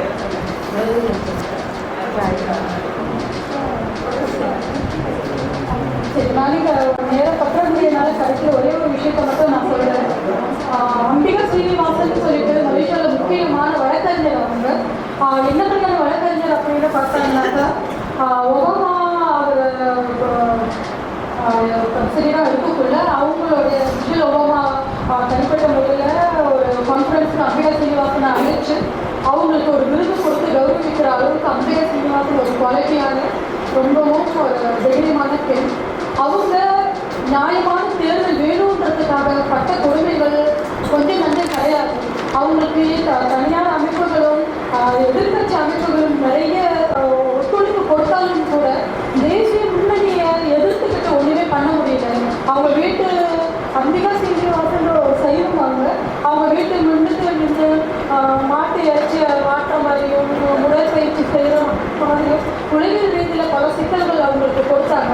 ஆனால் அவங்க ஒரு பெரிய லாயராக இருந்தாலும் கூட உலக அளவில் ஒரு பெரிய பெயருள்ள ஒரு பெண்ணாக இருந்தாலும் கூட இந்த மாதிரியான விஷயங்களை அவங்களாலையும் எதிர்க்க முடியலன்றது ரொம்ப வேதனையான விஷயம். அப்போ நாங்கள் எப்படி இதெல்லாம் ஃபேஸ் பண்ண போகிறோன்றது எங்களுக்கும் தெரியல. எங்களுக்கு ஆயுதமாக இருக்கிறது எங்களுடைய பேனாவும் எங்களுடைய கம்ப்யூட்டரும் எங்களுடைய கேமராக்களும் மட்டும்தான். அதை பதிவு பண்ணிட்டு அடுத்த தலைமுறைகளுக்கு இங்கே என்ன நடக்குதுன்றது பதிவு பண்ணுறதை தவிர எங்களுக்கு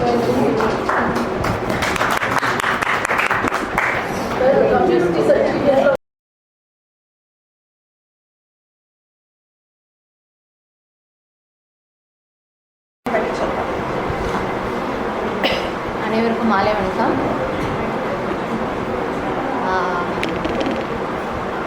புதிய மாதவி அம்மா என்னை தொடர்பு கொண்டு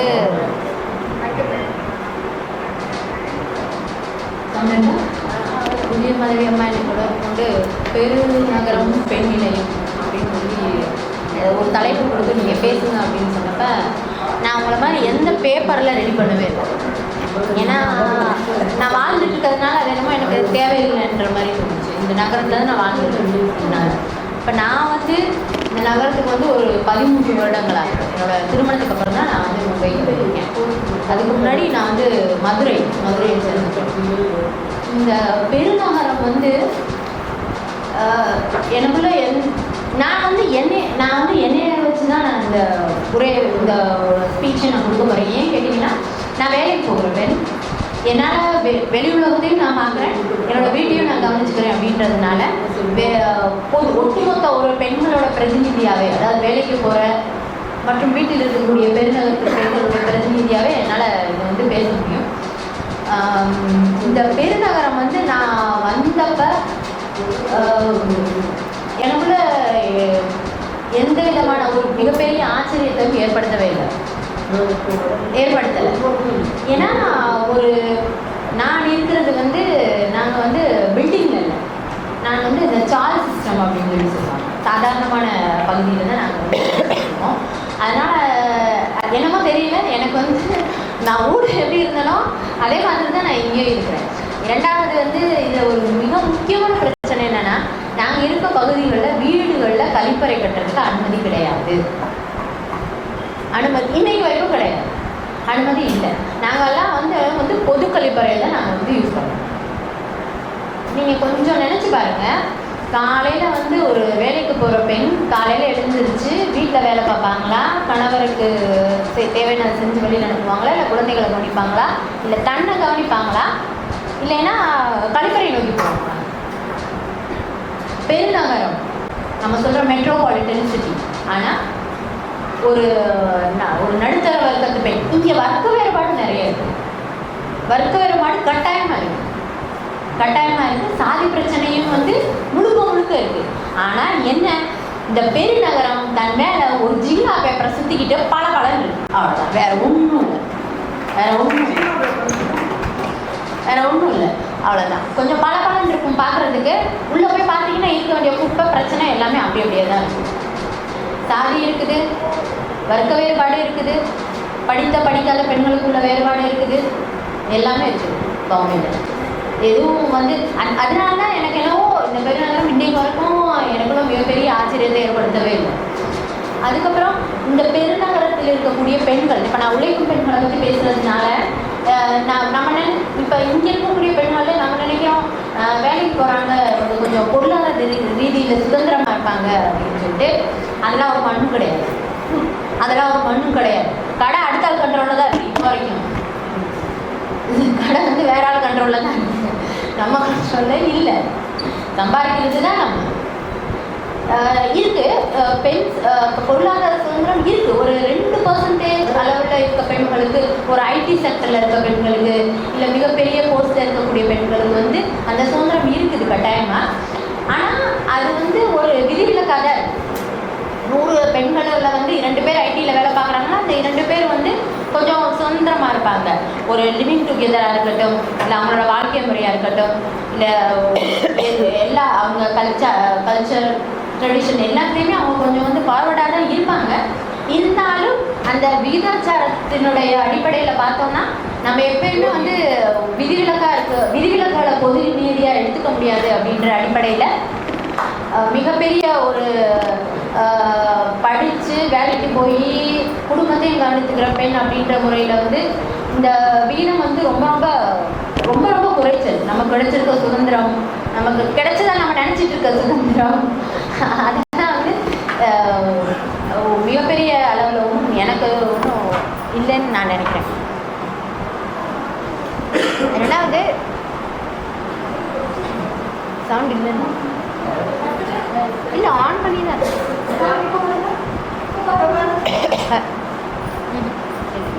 இல்லை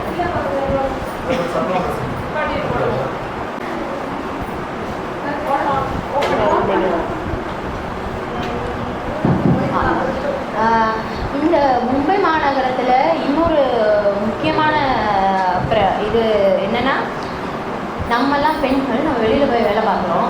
நம்ம சொல்கிறோம் மும்பை வந்து மெட்ரோபாலிட்டன் சிட்டி. ஆனால் என்னோடய ஆஃபீஸில் இப்போ நான் வேலை பார்த்துட்டு இருக்க ஆஃபீஸில் வாஷ்ரூமில் டஸ்ட்பின் வைக்க மாட்டாங்க. வாஷ்ரூமில் டஸ்ட்பின் இருக்காது. எவ்வளவு முக்கியமான பிரச்சனை. அதாவது கூட வேலை செய்கிற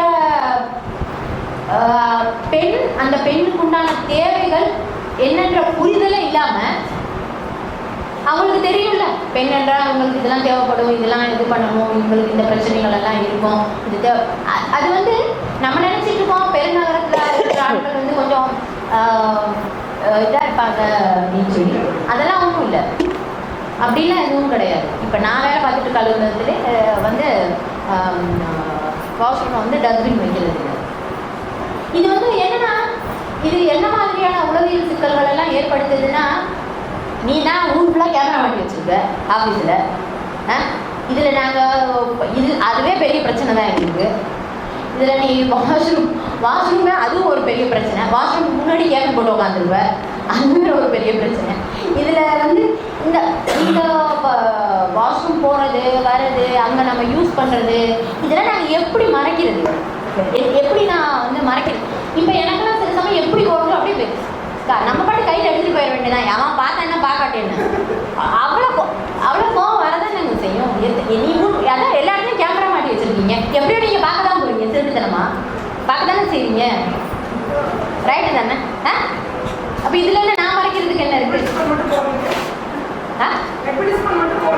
ஆமாம், அதான் நான் சொல்கிறேன். எனக்கு இதில் ஒன்றும் மறைக்கிறதுக்கெலாம் ஒன்றும் இல்லைன்னு தான் எனக்கு தோணுது. அவ்வளோ கோவம் வருது எனக்கு. இப்போ என்னோட வேலை பார்த்துட்டு இருக்க ஆஃபீஸ்.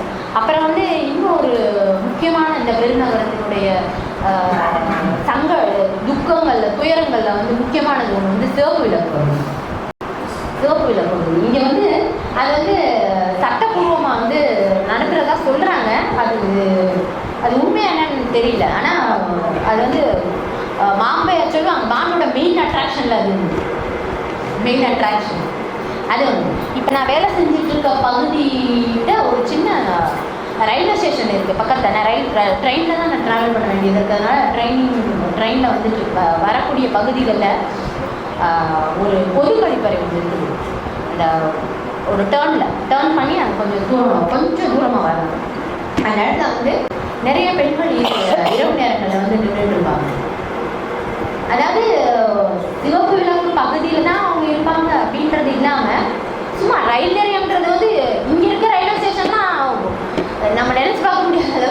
நீங்கள் பார்த்துருப்பீங்க, ரொம்ப கூட்டமாக இருக்கும்.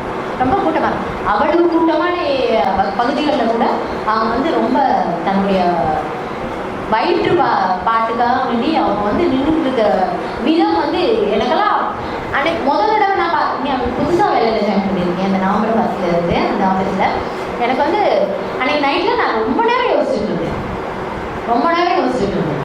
ஒரு 3 வேளை சாப்பாட்டுக்கு ஒன்றும் இல்லை, வெறும் 3 வேளை சாப்பாடு இல்லை. அந்த பெண்கள் என்ன பெரிய வீடு வாங்க போகிறாங்களா இல்லை என்ன பிஸ்னஸ் பண்ணி என்ன ஒன்றும் கிடையாது. வெறும் 3 வேளை சாப்பாட்டுக்கு தன்னுடைய உடம்பை விற்கிறதுக்கு ரொம்ப ஒரு வெளிச்சமான இடத்துல தன்னோட அது எவ்வளோ ஒரு அவங்களுக்கு வந்து எந்த விதமான மனரீதியான சிக்கல் இருக்கும். நம்ம வந்து ரொம்ப எளிமையாக கடந்து போயிடும். ரெண்டாவது வந்து அந்த பெண்கள் அந்த ஆண்கள் பார்க்குற பார்வை இருக்குது பாருங்களேன். அப்படியே ஒரு நிமிஷமும் அவங்க ரேப் தாங்க பண்ணுறாங்க. ஒரு நிமிஷம் அந்த நின்றுட்டு இருக்க பெண்கள் எனக்கு அப்படியே நமக்கு ஒரு மாதிரி நம்மளாம் அப்படியே ஒரு மாதிரி கூடிட்டு அந்த மாதிரியான ஒரு பார்வை. ஆனால் அதெல்லாம் தாண்டி கூட அவங்க வந்து வாழ்ந்துட்டு இருக்காங்க அப்படின்றது வந்து எனக்கு வந்து ரொம்ப சந்தோஷப்படுவேன். அந்த இடத்துல வந்து நான் ரொம்ப சந்தோஷப்படுவேன். யாரும் பார்த்தா என்னடா நான் அப்படி தான் இருப்பேன், பார்த்துட்டே போகும் அப்படின்ற மாதிரியான ஒரு இது. ஏன்னா என்னால் அதெல்லாம் நம்மளால சொல்ல முடியுமா? அதெல்லாம் என்னால் சொல்ல முடியாது. அவங்க சொல்கிறாங்க ஏன்னா ஒன்று இன்டெரக்டாக இந்த சொசைட்டி. அதனால் அது ரெண்டாவது அதுக்கடுத்து திருநங்கைகள் இங்கே வந்து நீங்கள் ட்ரெயினில் நான் ட்ராவல் பண்ணுறதுனால நிறைய திருநங்கைகள் வந்து ட்ரெயினில் வந்து பைசா கேட்டு வருவாங்க. 1 ரூபா கூட 2 ரூபா கூட 5 ரூபா கூட சும்மா தலையிலே கை வச்சுட்டே போவாங்க. அதாவது ப்ளஸ் பண்ணுறாங்க அவங்கள அந்த இதில். அவங்க ஏன் தேவைப்படுதுன்னா அவங்களுக்கு அது வந்து உங்களுக்கு வேலை யாரும் கொடுக்க மாட்டாங்க, யாரும் வேலை கொடுக்குறது இல்லை. எனக்கு ஒரு கேள்வி ஒன்று இருந்தது மேடம். நேற்று திருநங்கைகள் குறித்து யாரை வந்திருந்தாங்களா? திருநங்கைகள்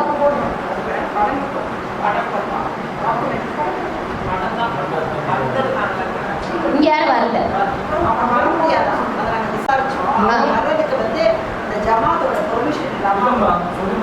கூட்டு இருக்கலாமே.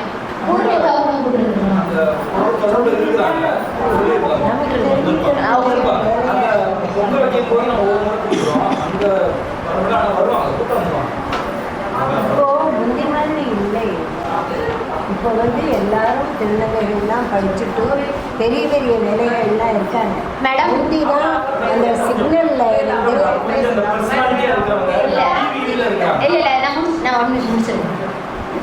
வீதி விளக்குகளை பொது நிதியாக எடுத்துக்க ஒரு பேர் ஒருத்தரோ 2 பேரோ 100 பேரில் ஒருத்தர் வந்து வரது வந்து ஒன்றும் பெரிய விஷயம் இல்லை. அதே மாதிரி நீங்கள் சொன்ன பிரச்சனைகள் எல்லாமே இங்கே இருக்குது மேடம். நீங்கள் சொன்னது எல்லாமே இங்கே இருக்குது. அலுவலகத்தில் சம ஊதியம் இருக்காது. சில அலுவலகங்களில் ஐடி செக்டரில் இங்கே பாரு இந்த பிரச்சனை வந்து வீட்டை விட்டு வெளியில் வந்தோடனே இந்த பிரச்சனை இருக்க தான் செய்யுது. நான் இல்லைன்னு தான் சொல்ல மாட்டேன். நம்ம வேணால் பாலிஷாகனா சொல்லிக்கலாம், அப்படி இல்லை இப்படி இல்லை நம்மளாம் முன்னேறிட்டோம் அது இதுன்னு. ஆனால் பாலியல் தொல்லைகள்லாம் இன்னும் இருக்க தான் செய்யுது. அலுவலகங்களாக இருக்கட்டும், ஸ்கூலாக இருக்கட்டும், காலேஜாக இருக்கட்டும், இல்லை இந்த டபுள் மீனிங்கில் பேசுகிறதா இருக்கட்டும், இதெல்லாம் இருக்க தான் செய்யுது. இதெல்லாம் இல்லைன்னு சொல்கிறதுக்கெல்லாம் மறுக்கிறதுக்கெல்லாம் எதுவும் இல்லை. எந்த செக்டராக இருந்தாலும் சரி, ஐடியாக இருக்கட்டும், இந்த சாதாரண ஒரு கவர்மெண்ட்டில் வேலைக்கு போகிற பொண்ணாக இருக்கட்டும், அது எப்படி வேணால் இருக்கட்டும், அதெல்லாம் இந்த பெருநகரத்தில் இன்னும் வந்து இருந்துகிட்டு தான் இருக்குது. அதே மாதிரி சேலரியும் ஈக்குவலாக கொடுக்க மாட்டாங்க. ஒரு 2000-3000 அதிகமாக இருக்கும், கேட்க முடியாது. கேட்டால் இல்லை, அவர் வெளி வேலையெல்லாம் பார்த்துட்டு வர்றாரு, அவர் பேங்க்கு போகிறாரு, நீ ஏசிலே உட்காந்துருக்க அப்படின்ற மாதிரி ஆன்சர்லாம் கொடுப்பாங்க. அதுக்கு இந்த டெலிவரி டைமில் லீவ் அப்படி சொல்கிறாங்கல்ல, அது வந்து கவர்மெண்ட் செக்டரில் வேலை பார்க்குறவங்களுக்கு இருக்கலாம். ஆனால் ப்ரைவேட் செக்டரில் வந்து ரொம்ப பிரச்சனை பண்ணுவாங்க. 6 மாதம் 7 மாதம்லாம் அப்படி கண்டினியூவாக இருக்குது, லீவெல்லாம் கிடைக்காது. அப்படி இருந்ததுன்னா அவங்க சொல்லுவாங்க, நீங்கள் வேணால் ரிலீவ் ஆகிக்கோங்க மேடம், அப்புறம் நம்ம வேணால் ஒரு 1 இயர் கழிச்சு வேணால் பார்க்கலாம்.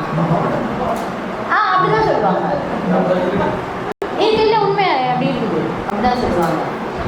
இது இந்த மாதிரி பிரச்சனைகள் எல்லாத்தையும் மீறி இந்த பெருநகரத்து பெண்கள் கூட கொடுக்குற உழைப்பு இருக்கு பாருங்க, இந்த சமுதாயத்துக்கும் தன்னுடைய வீட்டுக்கும் குடும்பத்துக்கும் தன்னுடைய குழந்தைகளுக்கும் கொடுக்குற. இப்போ நான் ஒரு ஆள் கிடையாது, நான் 2 ஆள் வேலை பார்ப்பேன்.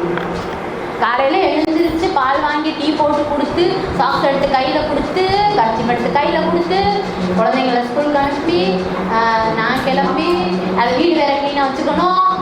இனி எங்கே இருக்குது, அது அங்கே இருக்குது, இனி அங்கே இல்லை, இந்த மாதிரி பல கேள்விகள் முன்னாடி வரும். அதெல்லாம் சமாளித்து இந்த பெருநகரத்து பெண்கள் கொடுக்குற உழைப்பு இந்த சமுதாயத்துக்கு ரொம்ப அபாரமானது, ரொம்ப அபாரமானது. திருநகரத்து பெண்களோட கம்பேர் பண்ணுறப்ப அதே மாதிரி இதில் ரொம்ப வருந்தத்தக்க நகைமுறை என்னன்னு கேட்டிங்கன்னா, இந்த பெண்கள் எவ்வளவு சம்பாதிச்சு, எவ்வளோ வெளியில் போய் வேலை பார்த்து, எவ்வளோ சமூகத்தோட நெருக்கமான, அதாவது வெளியில் எக்ஸ்போஷர் இருக்கக்கூடிய பெண்களாக இருந்தாலும், நான் வந்து ஒரு தனி மனுஷி அப்படின்ற அறிவே கிடையாது. இது ஏதோ குடும்பத்துக்கே நேர்ந்து விட்ட மாதிரி தான் தெரியுது. ஆமாம், என்ன உனக்கு என்னமா பிடிக்கும், இல்லை அவளுக்கு பிடிச்சது நான் சாப்பிட்டுக்கேன், உனக்கு என்னமா பிடிக்கும், நீ அவர் கிடையாது, நீ நீ ஒரு தனியான ஒரு நீ கிடையாது, அவர் இல்லை. நீ குழந்தைங்களுக்கு மிச்சம் வச்சது கிடையாது. நீ ஒரு தனியா, உனக்குன்னு ஒரு விருப்பு, உனக்கானது எல்லாமே தனித்தனி இல்லை. அந்த இல்லைன்றது அது அவங்களுக்கே தெரியாம அவங்க அப்படியே இருப்பாங்க, அப்படியே இருக்கிறது. நான் வந்து நான் வந்து என்னோட வாழ்க்கையை என் குழந்தைகளுக்காக தியாகம் செய்கிறேன், என்னோட கணவருக்காக தியாகம் செய்கிறேன், அதுக்காக எங்கள் மாமியார் மாமனாருக்காக, அதுக்காக நான் எப்போ நானாக வாழ போகிறேன். ஒரு நாளில் ஒரு மணி நேரமாவது நான் நானாக இருக்கணும் இல்லையா, எனக்கு பிடிச்சது நான் செய்யணும் இல்லையா. எனக்கு புத்தகம் படிக்கிறதுக்கு ரொம்ப பிடிக்கும், எனக்கு வாசிக்கிறதுக்கு ரொம்ப பிடிக்கும். ஆனால் நேரம் இருக்குதா? நேரம் இல்லை. என்னோட நேரம் வந்து பிச்சு பிடிக்கிறாங்க. பயணங்கள்லையும், வேலையிலையும், ஆஃபீஸ்லையும், வீட்லையும். ஆமாம், எவ்வளவு ஆண்களுக்கான ஒரு கொஞ்சம் அவங்க ரிலாக்ஸ் ஆகிறதுக்கு உண்டான வழிகள் இருக்கோ அதெல்லாம் எனக்கு கிடையாது. ஏன்னா நான் நாளைக்கு உண்டான பிளானிங்கும் இன்னைக்கே பண்ணுறேன். நாளைக்கு என் குழந்தைக்கு காலைல 9 மணிக்கு அவனுக்கு பேரண்ட்ஸ் மீட்டிங் இருக்குது, அவனுக்கு காலைல 9 மணிக்கு பேரண்ட்ஸ் மீட்டிங் இருக்குது. இப்போ நான் ஈவினிங் அதுக்கு ரெடி பண்ணுவேன். நாளைக்கும் சேர்த்து நம்ம இன்றைக்கே வேலை செய்யணும், நாளைக்குள்ள பிளானிங் இன்றைக்கே பண்ணணும். அப்போ தான் இந்த பெருநகரம் வந்து அதோட ஓட்டத்துக்கு என்னால் ஈடு கொடுத்து ஓட முடியுமே தவிர்த்து எங்கேயாவது ஒரு இடத்துல நான் ட்ராப் ஆகி நின்றுட்டேன்னா இது குப்பை மாதிரி தூக்கி எனக்கு. அதுதான் நன்றி. அனைவருக்கும் இனிய மாலை வணக்கம். புதிய மாதவி மேடம் சொன்னாங்க, நான் எஜுகேஷன் டிபார்ட்மெண்ட் டீச்சராக இருக்கிறதுனால இங்குள்ள பள்ளி குழந்தைகளின் பிரச்சனைகள், அவங்க அப்பா அம்மாவோட பிரச்சனைகளை பற்றி நான் 2 சம்பவம் தான், நேரம் ஆயிட்டுது. ஒரு முறை நான் நிறைய இங்குள்ள பெற்றோர்கள் வந்து ரொம்ப வசதியானவங்களாம் இல்லை, ரொம்ப கஷ்டப்படுறாங்க. அதில் இந்த ஆண்கள் வந்து குடிப்பழக்கத்துக்கு அடிமையாகி இந்த அம்மாக்களை கஷ்டப்படுத்துகிற ஒரு சம்பவம் என்னை ரொம்ப வேதனைப்படுத்தியது. ஒரு முறை ஒரு அம்மா வந்து அடிக்கடி வருவாங்க, என்னுடைய கணவர் என்ன அடிக்கிறாரு, எனக்கு அவர் வீட்டை விட்டு என்ன வெளியே தள்ளிட்டாரு, கதவு கூட்டிட்டாரு, எனக்கு வேலைக்கு போகணும். என்ன வேலைக்கு போவாங்க? வீட்டு வேலைக்கு போவாங்க. அப்படி இருக்கும்போது வந்து கேட்பாங்க, நான் காசு கொடுப்பேன், இதுக்கு பஸ் ஃபேர் கொடுப்பேன். அப்போ அவங்க வேலைக்கு போயிட்டு சாயங்காலம் வந்து சரியாயிருவாங்க. அப்படி இருந்து ஒரு தடவை நான் எனக்கு ஆஃபீஸில் வேலை அதிகமாக இருந்ததுனால கொஞ்சம் சீக்கிரமாக ஸ்கூலுக்கு வந்தேன். அப்போ இந்த அம்மா வந்து அந்த ஆஃபீஸ்க்கு முன்னாடி படுத்திருக்காங்க. அப்போ நான் போனோன்னு எழும்புறாங்க, அவங்க தலையிலேருந்து கொட்டுது ரத்தம்.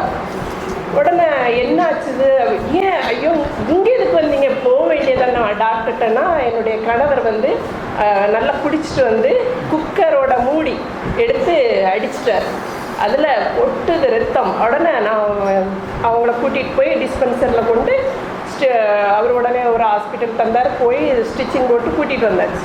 நான் அந்த அம்மாட்ட சொல்கிறேன், உன்னுடைய கணவர் வந்தால் 2 நாளைக்கு நீ பேசாமல் இருந்தேன்னா அவருக்கு ஒரு பயம் வரும்னு சொல்லி நான் வச்சுருந்தேன்.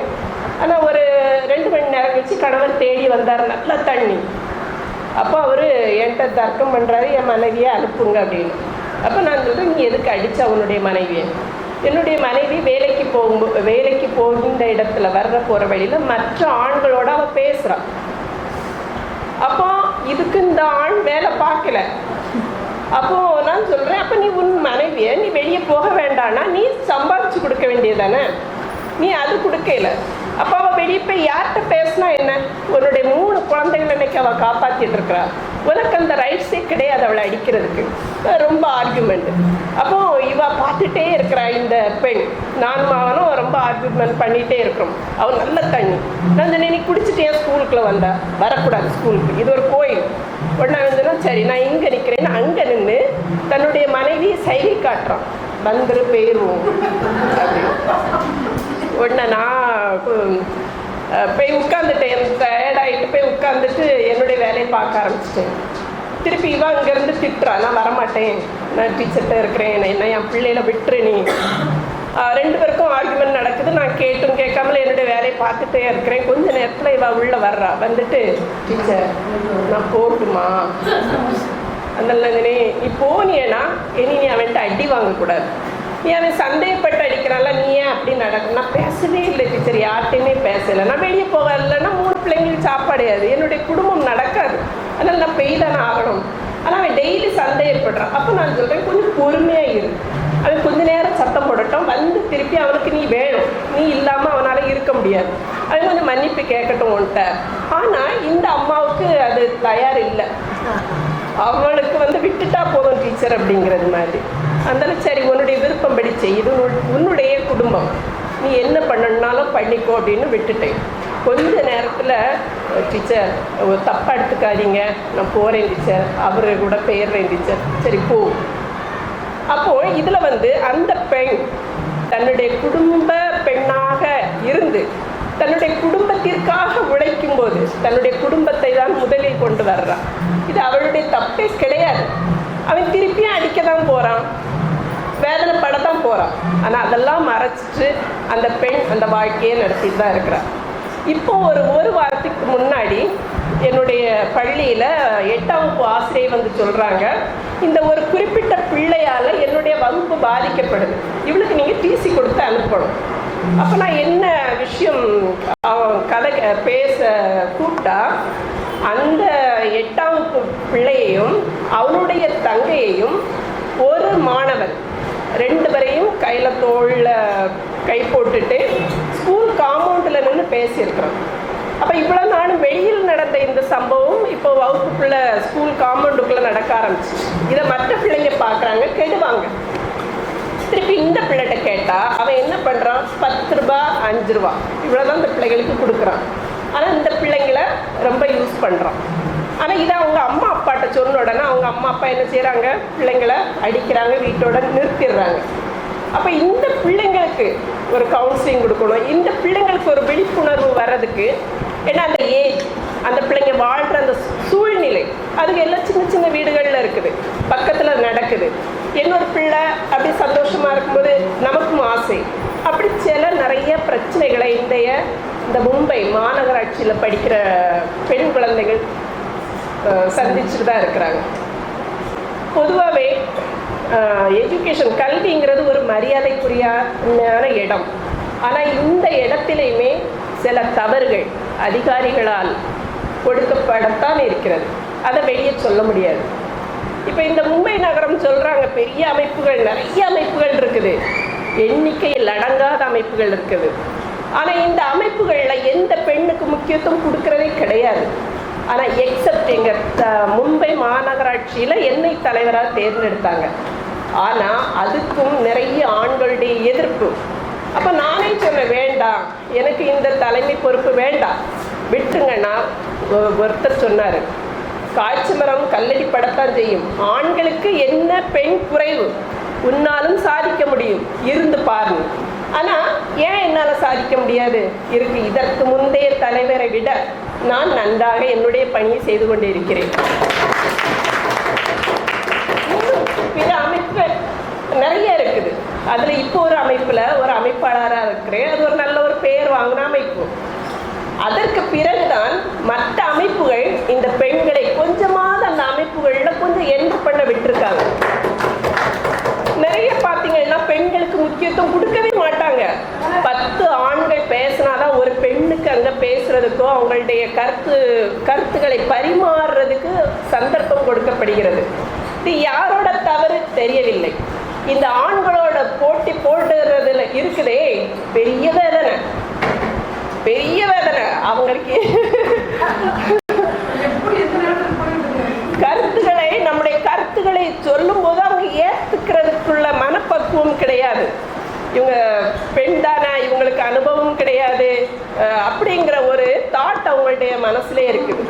திருப்பி சில போட்டிகள் வரும்போது நம்மளை ஒரு ப்ரெஷர் கொடுப்பாங்க பாருங்க, கண்ணில் தண்ணி தான் வரும். ஆனால் அந்த தண்ணியையும் திருப்பி உள்ள எடுத்துக்கொண்டு போரிட்டு போனாதான் பெண்கள் வந்து முன்னேற முடியும். முன்னேற்றம் என்பது என்னை பொறுத்தளவில் நான் தான் என்பது கிடையாது. முதலில் எல்லா பெண்களுக்கும் தன்னுடைய வீட்டில் தான் அவள் ராணியாக இருக்க வேண்டும். முதல்ல தன்னுடைய வீட்டு கடமை ஒழுங்காக செய்ய வேண்டும். செய்துவிட்டு தான் சமுதாய கடமைகளை செய்ய வேண்டும். அதுதான் என்னுடைய ஏன்னா நம்ம வீட்டில் நம்ம பிள்ளைங்களுக்கு நம்ம தான் வேணும். நம்முடைய பிள்ளைங்களை யாரும் பார்க்கறது கிடையாது. ஆனால் சமுதாயத்தில் பார்க்கறதுக்கு நிறைய பேர் இருக்காங்க. அதனால நம்முடைய கடமைகளை, நம்முடைய வீட்டு கடமைகளை, நம்முடைய குடும்ப கடமைகளை, நம்முடைய கணவருக்கு, என்னுடைய அப்பா அம்மாவுக்கு, என்னுடைய பிள்ளைங்களுக்கு, என்னுடைய மாமியார் மாமனாருக்கு உள்ள கடமைகளை செய்துவிட்டு சமுதாயத்தில் முன்னேற வேண்டும். அதுதான் ஒரு நல்ல ஒரு பெண்களுக்கு அழகு. அதுதான் என்னுடைய கருத்து. என்னுடைய கருத்தில் ஏதாவது தவறு இருந்தால் மன்னித்துக் கொள்ளுங்கள். இன்னும் ஒரே ஒரு சம்பவம் இந்த ஆடை விஷயத்தில் இந்த மும்பையில் நடந்தது நான் சொல்கிறேன். நேரமாகிவிட்டது, எனக்குமே நேரம் ஆயிட்டது. நான் மாதவி நடத்தினா விடவே இல்லை மேடம், நேரம் ஆயிட்டுன்னு. ஆனால் இது வந்து ஒரு நல்ல ஒரு அமைப்பு. நீங்கள் இந்த அமைப்பை இன்னும் கொஞ்சம் நல்ல திட்டம் போட்டு ஒரு நல்ல நிறைய பெண்கள் கலந்து கொண்டிருந்தால் இன்னும் ரொம்ப நன்றாக இருந்திருக்கும் என்பது என்னுடைய கருத்து. ஒரு முறை நான் ஒரு பட்டிமன்றத்தில் பேசுவதற்கு எனக்கு வாய்ப்பு கிடைத்தது. ஆனால் அந்த நேரம் எனக்கு இன்னொரு நிகழ்ச்சி இருந்ததனால் எனக்கு இதற்கு முன்னாடி ஒரு பட்டிமன்றத்தில் பேசும்போது ஒரு பெண், ஒரு சின்ன பிள்ளை, இப்படி ஒரு பிள்ளை வந்து என்கிட்ட சொன்னால், மேடம் நான் காலேஜில் படிக்கும்போது நான் நிறைய ஸ்பீச் பண்ணியிருக்கிறேன். அப்போது எனக்கு இங்கே மும்பையில் நான் மேரேஜ் ஆகி வந்து 2 மாதம்தான் ஆகுது. எனக்கு எந்த வாய்ப்புமே இல்லை. ஆனால் எனக்கு ரொம்ப ஆசையாக இருக்குது எனக்கு மேடையில் பேசுகிறதுக்கு. அப்போ நான் சொன்னேன், நீ சின்ன பிள்ளைம்மா, இதிலலாம் வராத, கொஞ்ச நாள் நீ குடும்பத்தை கவனி, அதுக்கு பிறகு குழந்தைகள்லாம் வளர்ந்த பிறகு நீ வா. உன்ன சரி மேடம் அப்படி சொல்லிட்டேன். அப்போ அவள் நம்பர் ஆனால் என்கிட்ட நான் வாங்கிட்டேன். அப்போ திருப்பி நான் அவளுக்கு எனக்கு அன்றைய தினத்தில் எனக்கு வேறொரு நிகழ்ச்சி இருந்ததுனால அவளுக்கு ஃபோன் பண்ணி, நீ போ, அது ஒரு நல்ல ஒரு அமைப்பு, உனக்கு ஒரு நல்ல ஒரு பாலம், உன்னுடைய ஆசை நிறைவேறும், உன்னுடைய மேடையில் பேசணும், மும்பையில் எனக்கு மேடையில் பேசணும்னு ஆசை, உன்னுடைய ஆசை நிறைவேறும், போ என்று நான் குறிப்பிட்ட அமைப்பு நம்பரை கொடுத்து அவங்கள போனான். ஆனால் கொஞ்ச நாளில் ஒரு அழுகையவா என்னன்னு பார்த்தா, அந்த ஸ்டேஜில் அவள் பேசும்போது அங்கே ஒரு விஐபி இருந்திருக்கிறாரு. அவர் என்ன பண்ணியிருக்கிறாரு, இவளுடைய சாரி இந்த பின் வந்து அவள் சின்னதாக பண்ணி அவள் லோ ஹிப்பில் சாரி கட்டியிருக்கிறார். இந்த பக்கம் ஃபேன், போடியம் இங்கே, இவர் இந்த இப்படி பின்னாடி இருந்திருக்காங்க. அப்போது இப்படி இருக்கும்போது அவர் ஃபோட்டோ எடுத்திருக்கிறாரு. அதை எடுத்து அவளுக்கு தெரியவில்லை, அது சின்ன பிள்ளை, அவளுக்கு முன் பின் தெரியாத ஒரு இது, பக்குவம் இல்லாத ஒரு வயது, அவளுக்கு அது தெரியலை இப்படி நடக்கும்னு. இவர் என்ன பண்ணிட்டாரு, இவ பேசி முடிச்ச உடனே நீ ரொம்ப நல்லா பேசினான்னு பேசியிருக்கிறாரு. பேசணுன்னா நம்பர் ஷேர் பண்ணியிருக்கிறாரு. இவளுக்கு ரொம்ப சந்தோஷம், இவளுக்கு தெரியலை. இவர் ரொம்ப சந்தோஷப்பட்டு இவர் சொல்லியிருக்கிறார், நானும் அமைப்பு நடத்துகிறேன், என்னுடைய அமைப்பில் நான் உனக்கு வாய்ப்பு தருகிறேன் நம்பர் வாங்கியிருக்கிறார். திருப்பி உடனே அடுத்த நாள் ஃபோனில் நான் இந்த இடத்துல உன் வீடு எங்கே இருக்குன்னு கேட்டிருக்கிறாரு. கடைசியில் அடுத்த நாள் அந்த இடத்துல நான் நிற்கிறேன். அப்போ உடனே இவ நம்ம கேஷுவலாக சொல்லுவோம்ல, ஒரு பெரியவங்க நிற்கிறேன்னு, வாங்க சார் எங்கள் வீட்டுக்குன்னு கூப்பிட்டுருக்குறா. அந்த பழக்கம் தவறாக ஆரம்பித்து விட்டது. இது இவளுக்கே தெரியாமல் அந்த இதில் விழுந்துட்டா. ஆனால் இது கணவருக்கு தெரிந்து விட்டது. இதுல இருந்து அவ இனி வெளியே வரணுமே. கணவர் இது ப்ரூஃப் தேட ஆரம்பிச்சிட்டார். இவளை பிடிக்கணும்னா திருமணம் முடிந்து ஒரு 6 மாதத்திற்குள் நடந்த கதை. இவள் என்னிடம் அழுகிறாள், நான் மாட்டி விட்டுட்டேன். நான் சொன்னேன், எதுக்கு இந்த வம்பு? இல்லை மேடம், எனக்கே தெரியலை, நான் எப்படி ஆனேன்னு தெரியலை. அப்பொழுதுதான் சொன்னேன், ஒரு பெண் என்பவள் ரொம்ப கவனமாக இருக்கணும். நம்ம நிறைய பேர் புகழ்வாங்க, நீ அழகா இருக்கிறான்னு சொல்லுவாங்க, உன்னுடைய சாரி அழகா இருக்குது, உன்னுடைய பேச்சு அழகா இருக்குது, உன்னுடைய நடை அழகா இருக்குது. புகழ்வதற்கு நிறைய பேர் இருக்கிறாங்க. அந்த புகழ்ச்சிக்கு மயங்காமல் சென்றால்தான் புகழ் ஏணியில் நம்மால் ஆண்களுக்கு இணையாக செல்ல முடியும், அமைதியான ஒரு வாழ்க்கை வாழ முடியும். திருப்பி நான் உடனே, சரி விடு, நீ உன்னுடைய கணவர்கிட்ட நீ அழுதுட்டு இருக்காத, நீ உன்னுடைய கணவரை என்னிடம் தொடர்பு கொள்ள சொல், நான் பேசிக்கொள்கிறேன்ட்டு நேரே அவருடைய அலுவலகத்திற்கு சென்று, அவர் எதிர்பார்க்கவில்லை, மேடம் வாங்க வாங்கினாரு. அவர் வாங்க வாங்கன்னு சொல்றதுக்குள்ள அவருடைய மொபைல் எங்கே இருக்குன்னு நான் என்னுடைய கண் துளாவி 2 மொபைல் அவர் முன்னாடி இப்படி வச்சிருந்தேன். 2 எடுத்துட்டு அம்பாடி தெரியாமலே வெளியே வந்துட்டேன். வந்து நேரே அதை கொண்டு வாஷி அந்த கடலில் போட்டுட்டு தான் நான் வீட்டுக்கு போனேன். நிம்மதியாக இருக்கிறேன். அவர் நிறைய நாள் என்னை தொடர்பு கொண்டார், என்னை திட்டினார். எனக்கு அதில் நிறைய இம்பார்ட்டன்ஸ் நம்பர்லாம் இருக்குது. நான் சொன்னேன், ஒரு பிள்ளையோட வாழ்க்கையை விட உனக்கு என்ன நம்பர்? ஓ, உன்னுடைய இது வழியட்டும், இனிமேல் இன்னொரு பெண்ணோட வாழ்க்கையில இது விளையாடாது. இதெல்லாம் நான் பேசுவதெல்லாம் நடந்தது சம்பவம் என்னுடைய வாழ்க்கையில். நான் என்ன எதுக்கு சொல்ல வர்றேன்னா, பெண்கள் அதை விஐபியோட 2 மொபைல் ஆபீஸ்ல போய் அவர் என்ன பார்த்தோன்னு அவரு சந்தோஷப்பட்டு, மேடம் வாங்க நீங்க வந்திருக்கீங்க உட்காருங்கன்னு சொல்றதுக்குள்ள நான் மொபைல் எங்க இருக்குன்னு தான் தேடினேன். அவர் இருக்கேன்னு அவரை காஃபி கொண்டு கொடு, மேடம் வந்திருக்காங்க, அப்படியே நிக்கிறதுக்குள்ள 2 மொபைல் எடுத்துட்டு நான் எதுவுமே எந்த செலவும் இல்லை, வேகமா வெளியே வந்துட்டேன். அவருக்கு என்ன நடக்குதுன்னு தெரியல. அவருக்கு இல்ல, அவருக்கும் ஒரு மனைவி பிள்ளைகள் இருக்கிறார்கள். அவருடைய மதிப்பு மரியாதையும் கெடக்கூடாது. நான் அந்த இடத்துல திட்டிட்டு வந்திருக்கலாம். இல்ல, அவரை நம்பியும் ஒரு பெண் குழந்தைகள் இருக்கிறார்கள். நான் எதுக்கு இதை சொல்ல வரேன்னா, பெண்கள் ஈஸியா எதையுமே சாதிக்க முடியும். ஆனால் சில நேரங்களில் கவனமாக இருக்க வேண்டும். முதலில் நம்முடைய ஆடை விஷயத்தில் கவனமா இருக்கும். எங்க நீங்க பேசினாலும் உங்களுடைய ஆடை எப்படி இருக்கிறது என்பதை கவனித்துக் கொள்ளுங்கள். அதில் ஆண்களுடைய பார்வை எப்படி இருக்கிறது என்பதை நீங்க எப்படி பார்க்க வேண்டாமே, என்ன பார்க்கிறேன்னு அப்படியே உங்களுடைய கண்கள் எப்பொழுதுமே, ஒரு பெண்ணின் கண்கள் அப்படி நேராகவே ஒரே இடத்தை பார்க்க கூடாது, சுற்றி சுற்றி பார்க்க வேண்டும், நம்முடைய சுற்றி என்ன நடக்கிறது என்று.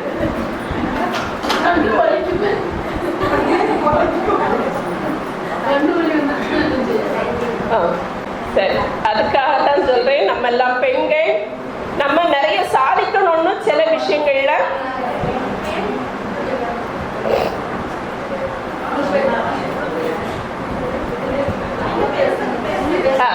நம்ம என்ன நினைக்கிறோம், நம்ம பெண்கள் நம்ம சாதிக்கணும்னு சொல்லி சில நம்முடைய பர்சனல் நிம்மதியை நமக்கு எடுத்துடுறோம் நம்மளாகவே. அதனால உங்களுக்கெல்லாம் ஒரு வேண்டுகோள், நாம் பெண் தான், நாம் சாதிக்க வேண்டும் தான், நமக்கு நம்முடைய உரிமைகள் வேண்டும் தான். ஆனால் அது நம்முடைய நிம்மதியை பாதிக்க கூடாது, நம்முடைய குடும்பத்தை பாதிக்க கூடாது. இரண்டையுமே, சமுதாயம் குடும்பம் இரண்டுமே வேண்டும். இரண்டையுமே 2 கண்களாக பார்த்துட்டு நம்மையும் பாதுகாத்து கொண்டு வெற்றி நடை போடுவோம். ஆழ்த்த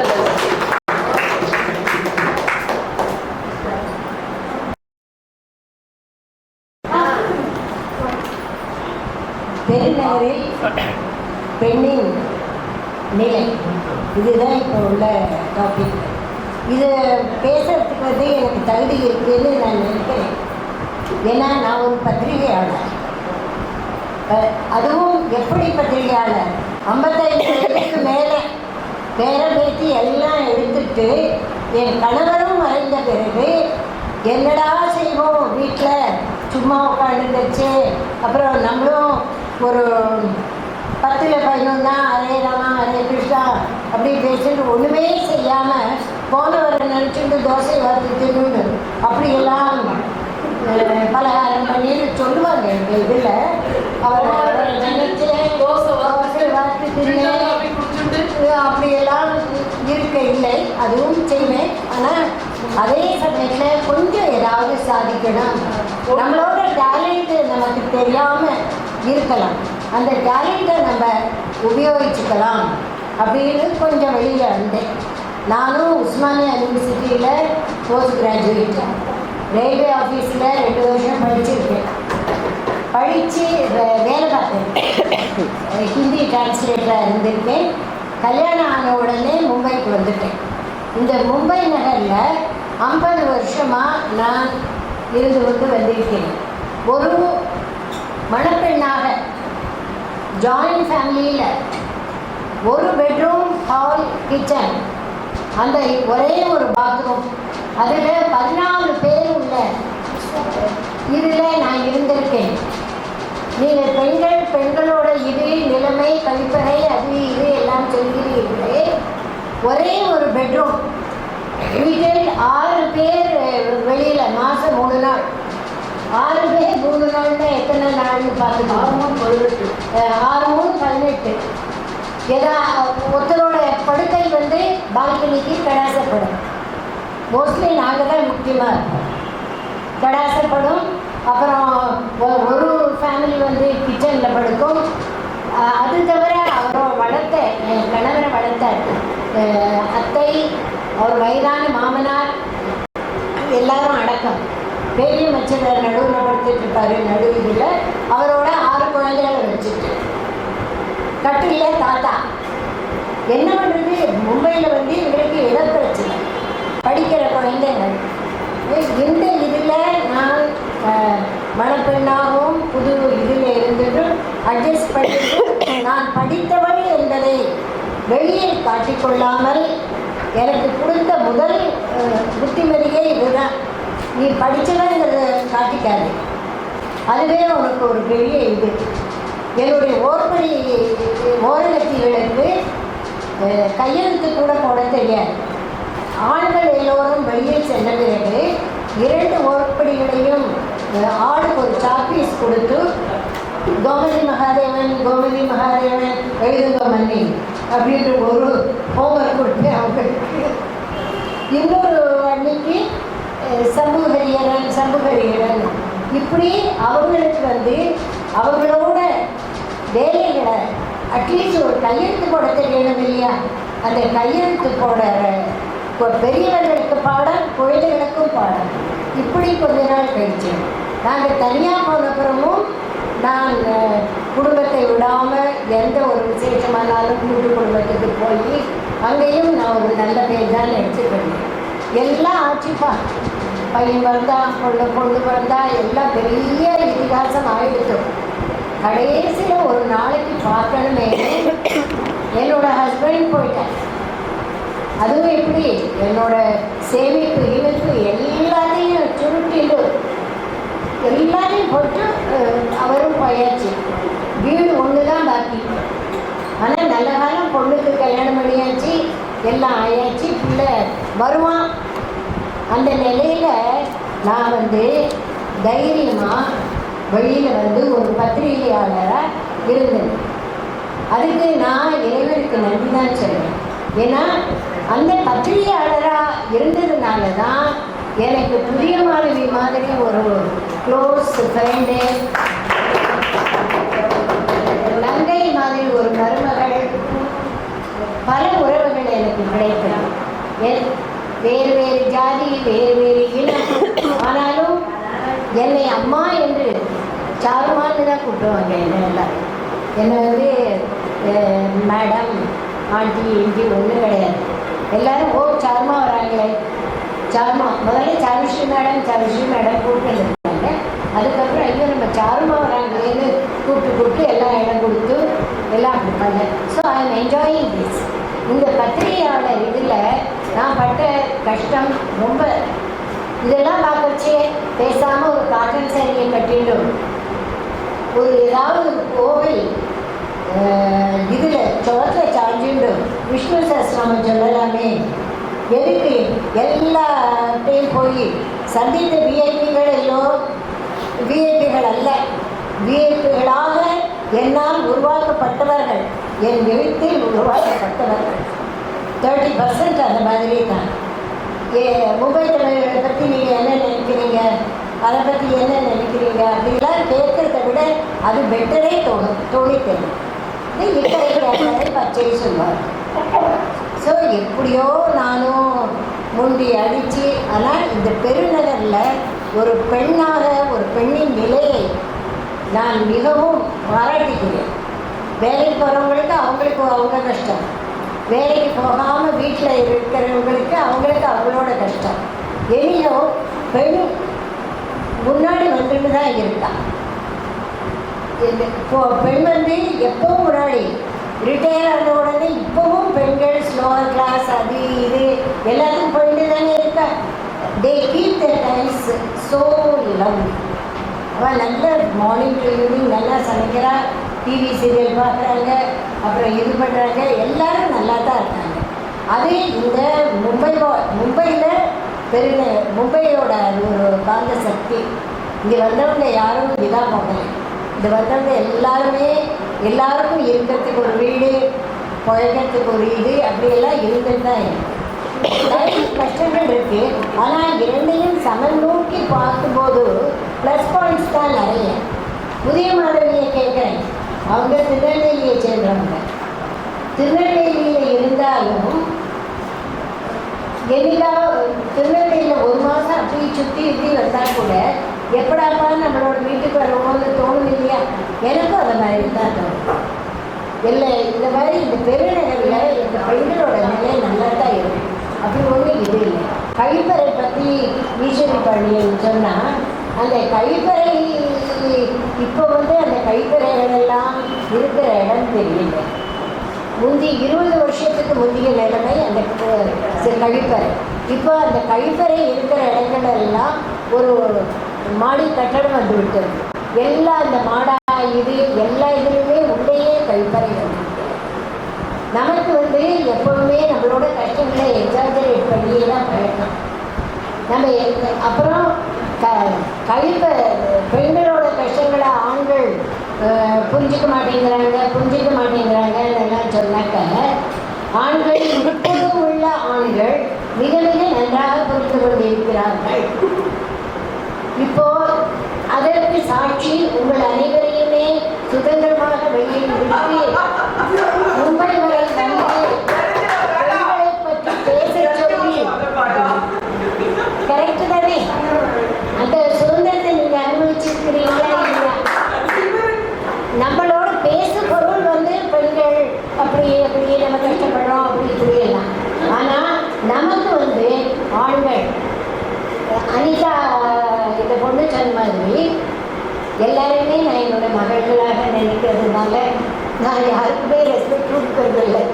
அனிதாவும் அனிதா தான், ஸ்மிருதியும் இவ தான்.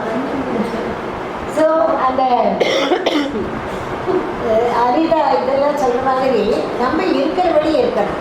நம்ம சுதந்திரங்கள்லாம் நிறைய தான் கிடைச்சிருக்கணும். நான் சிவப்பு விளக்கு பகுதியை பற்றி நீங்கள்லாம் கேட்டுதான் படிக்கிறீங்க. நான் சிவப்பு விளக்கு பகுதியில் 4 நாள் நான் சுற்றி இருக்கேன். 4 நாள் சுற்றி இருக்கேன். அதுவும் எப்போ? ராத்திரி வேலையில் என்னோட 55வது வயசில் எவரோ ஒரு மேக்சின்காரன் வந்து ரெட் லைட் ஏரியா பற்றி எழுதுக மேடம்னு சொன்னான். அவனோட பத்திரிகையில் எனக்கு இடம் கிடைக்கிறேன். அதுக்காக போனேன். சுற்றி எல்லா இதுவும் சுற்றி பல வீடுகளில் உள்ள நுழைஞ்சி உங்களுக்கு ப்ராப்பராக எல்லாம் எங்கம்மா கிடைக்கிறது, கஸ்டமர்ஸ் இப்போ வரதே இல்லை, ஏஜ் பயத்தில் எல்லாரும் போயிடுறாங்க அப்படி இப்படின்னு எல்லாம் அவங்க அப்படிலாம் சொல்கிறாங்க. ஆனால் எல்லாரும் ஆடு பிடிக்க வரிசையாக அந்த அந்த காமாட்சிபுரா அந்த இது அந்த அது என்ன ரோடுன்னா நமக்கு இன்னொன்று ஃப்ளாங்க் எடுத்து அப்புறம் வீட்டில் எல்லா இதுலேயும் அது அவங்கவுங்க வயதுக்கு பண்ணுறவங்களும் இருக்காங்க. அப்புறம் எத்தனையோ பேர் ஜாதிக்கு பண்ணதும் இருக்காங்க. கல்லூரி மாணவிகள் வந்து ஒரு சாதாரணமாக பணத்துக்கும் ஒரு ஆடம்பர வாழ்க்கைக்கு ஆசைப்பட்டு போகிறவங்களும் இருக்காங்க. பல தரப்பட்ட விலைமாதுகளை நான் சந்தித்திருக்கிறேன், பேசியிருக்கிறேன், அவர்களை பற்றி எழுதியிருக்கிறேன். அதனால் என்னால் திட்டவட்டமாக கூற முடியும், யாரும் விரும்பி அந்த தொழிலை செய்யவில்லை.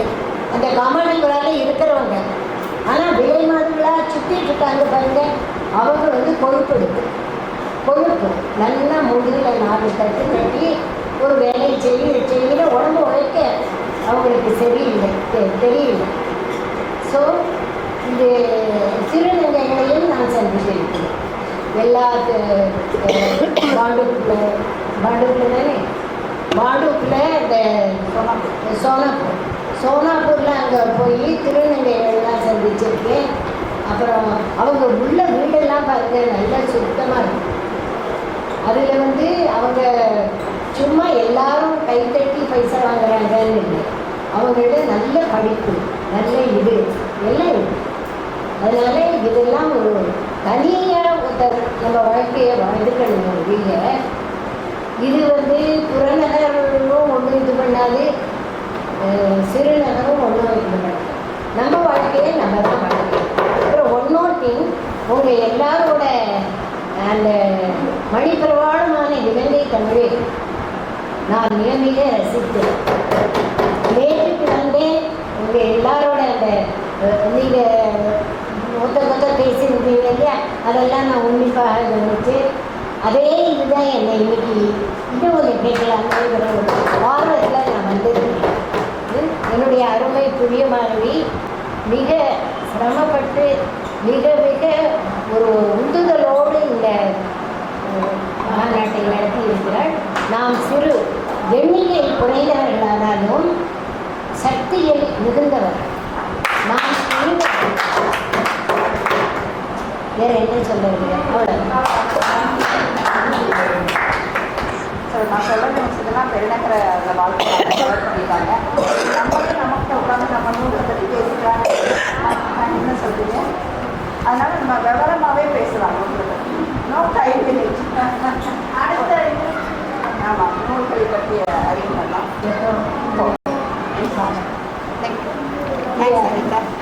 பொண்ணுடைய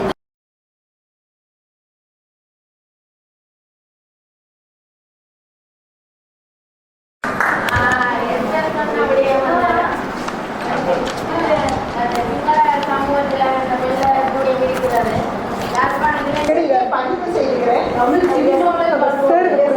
சொன்ன ஒரு செய்தியோடு சம்பந்தப்பட்ட ஒரு செய்தி. அதாவது ஒரு ஆணுக்கும் பெண்ணுக்கு திருமணம் ஆகிவிட்டது என்றால் அந்த பெண் அந்த முதல் இரவு அன்று உடுத்தியிருந்த புடவையை கலட்டி அவள் தனியாக துவைக்கிறதுக்கு வைக்கணும். அந்த துணியை வந்து அந்த புடவையை வந்து அந்த குடும்பத்தில் இருக்கின்ற மூத்த பெண்கள் பார்ப்பார்கள். அந்த பெண் கண்ணு கையாத பெண்ணாகத்தான் இருந்தாளா, அதற்கான கரை இருக்கிறதா என்பதை உறுதி செய்வார்கள். அதற்கு பிறகாக அந்த துணியை எடுத்துட்டு போகிற சலவை தொழிலாளி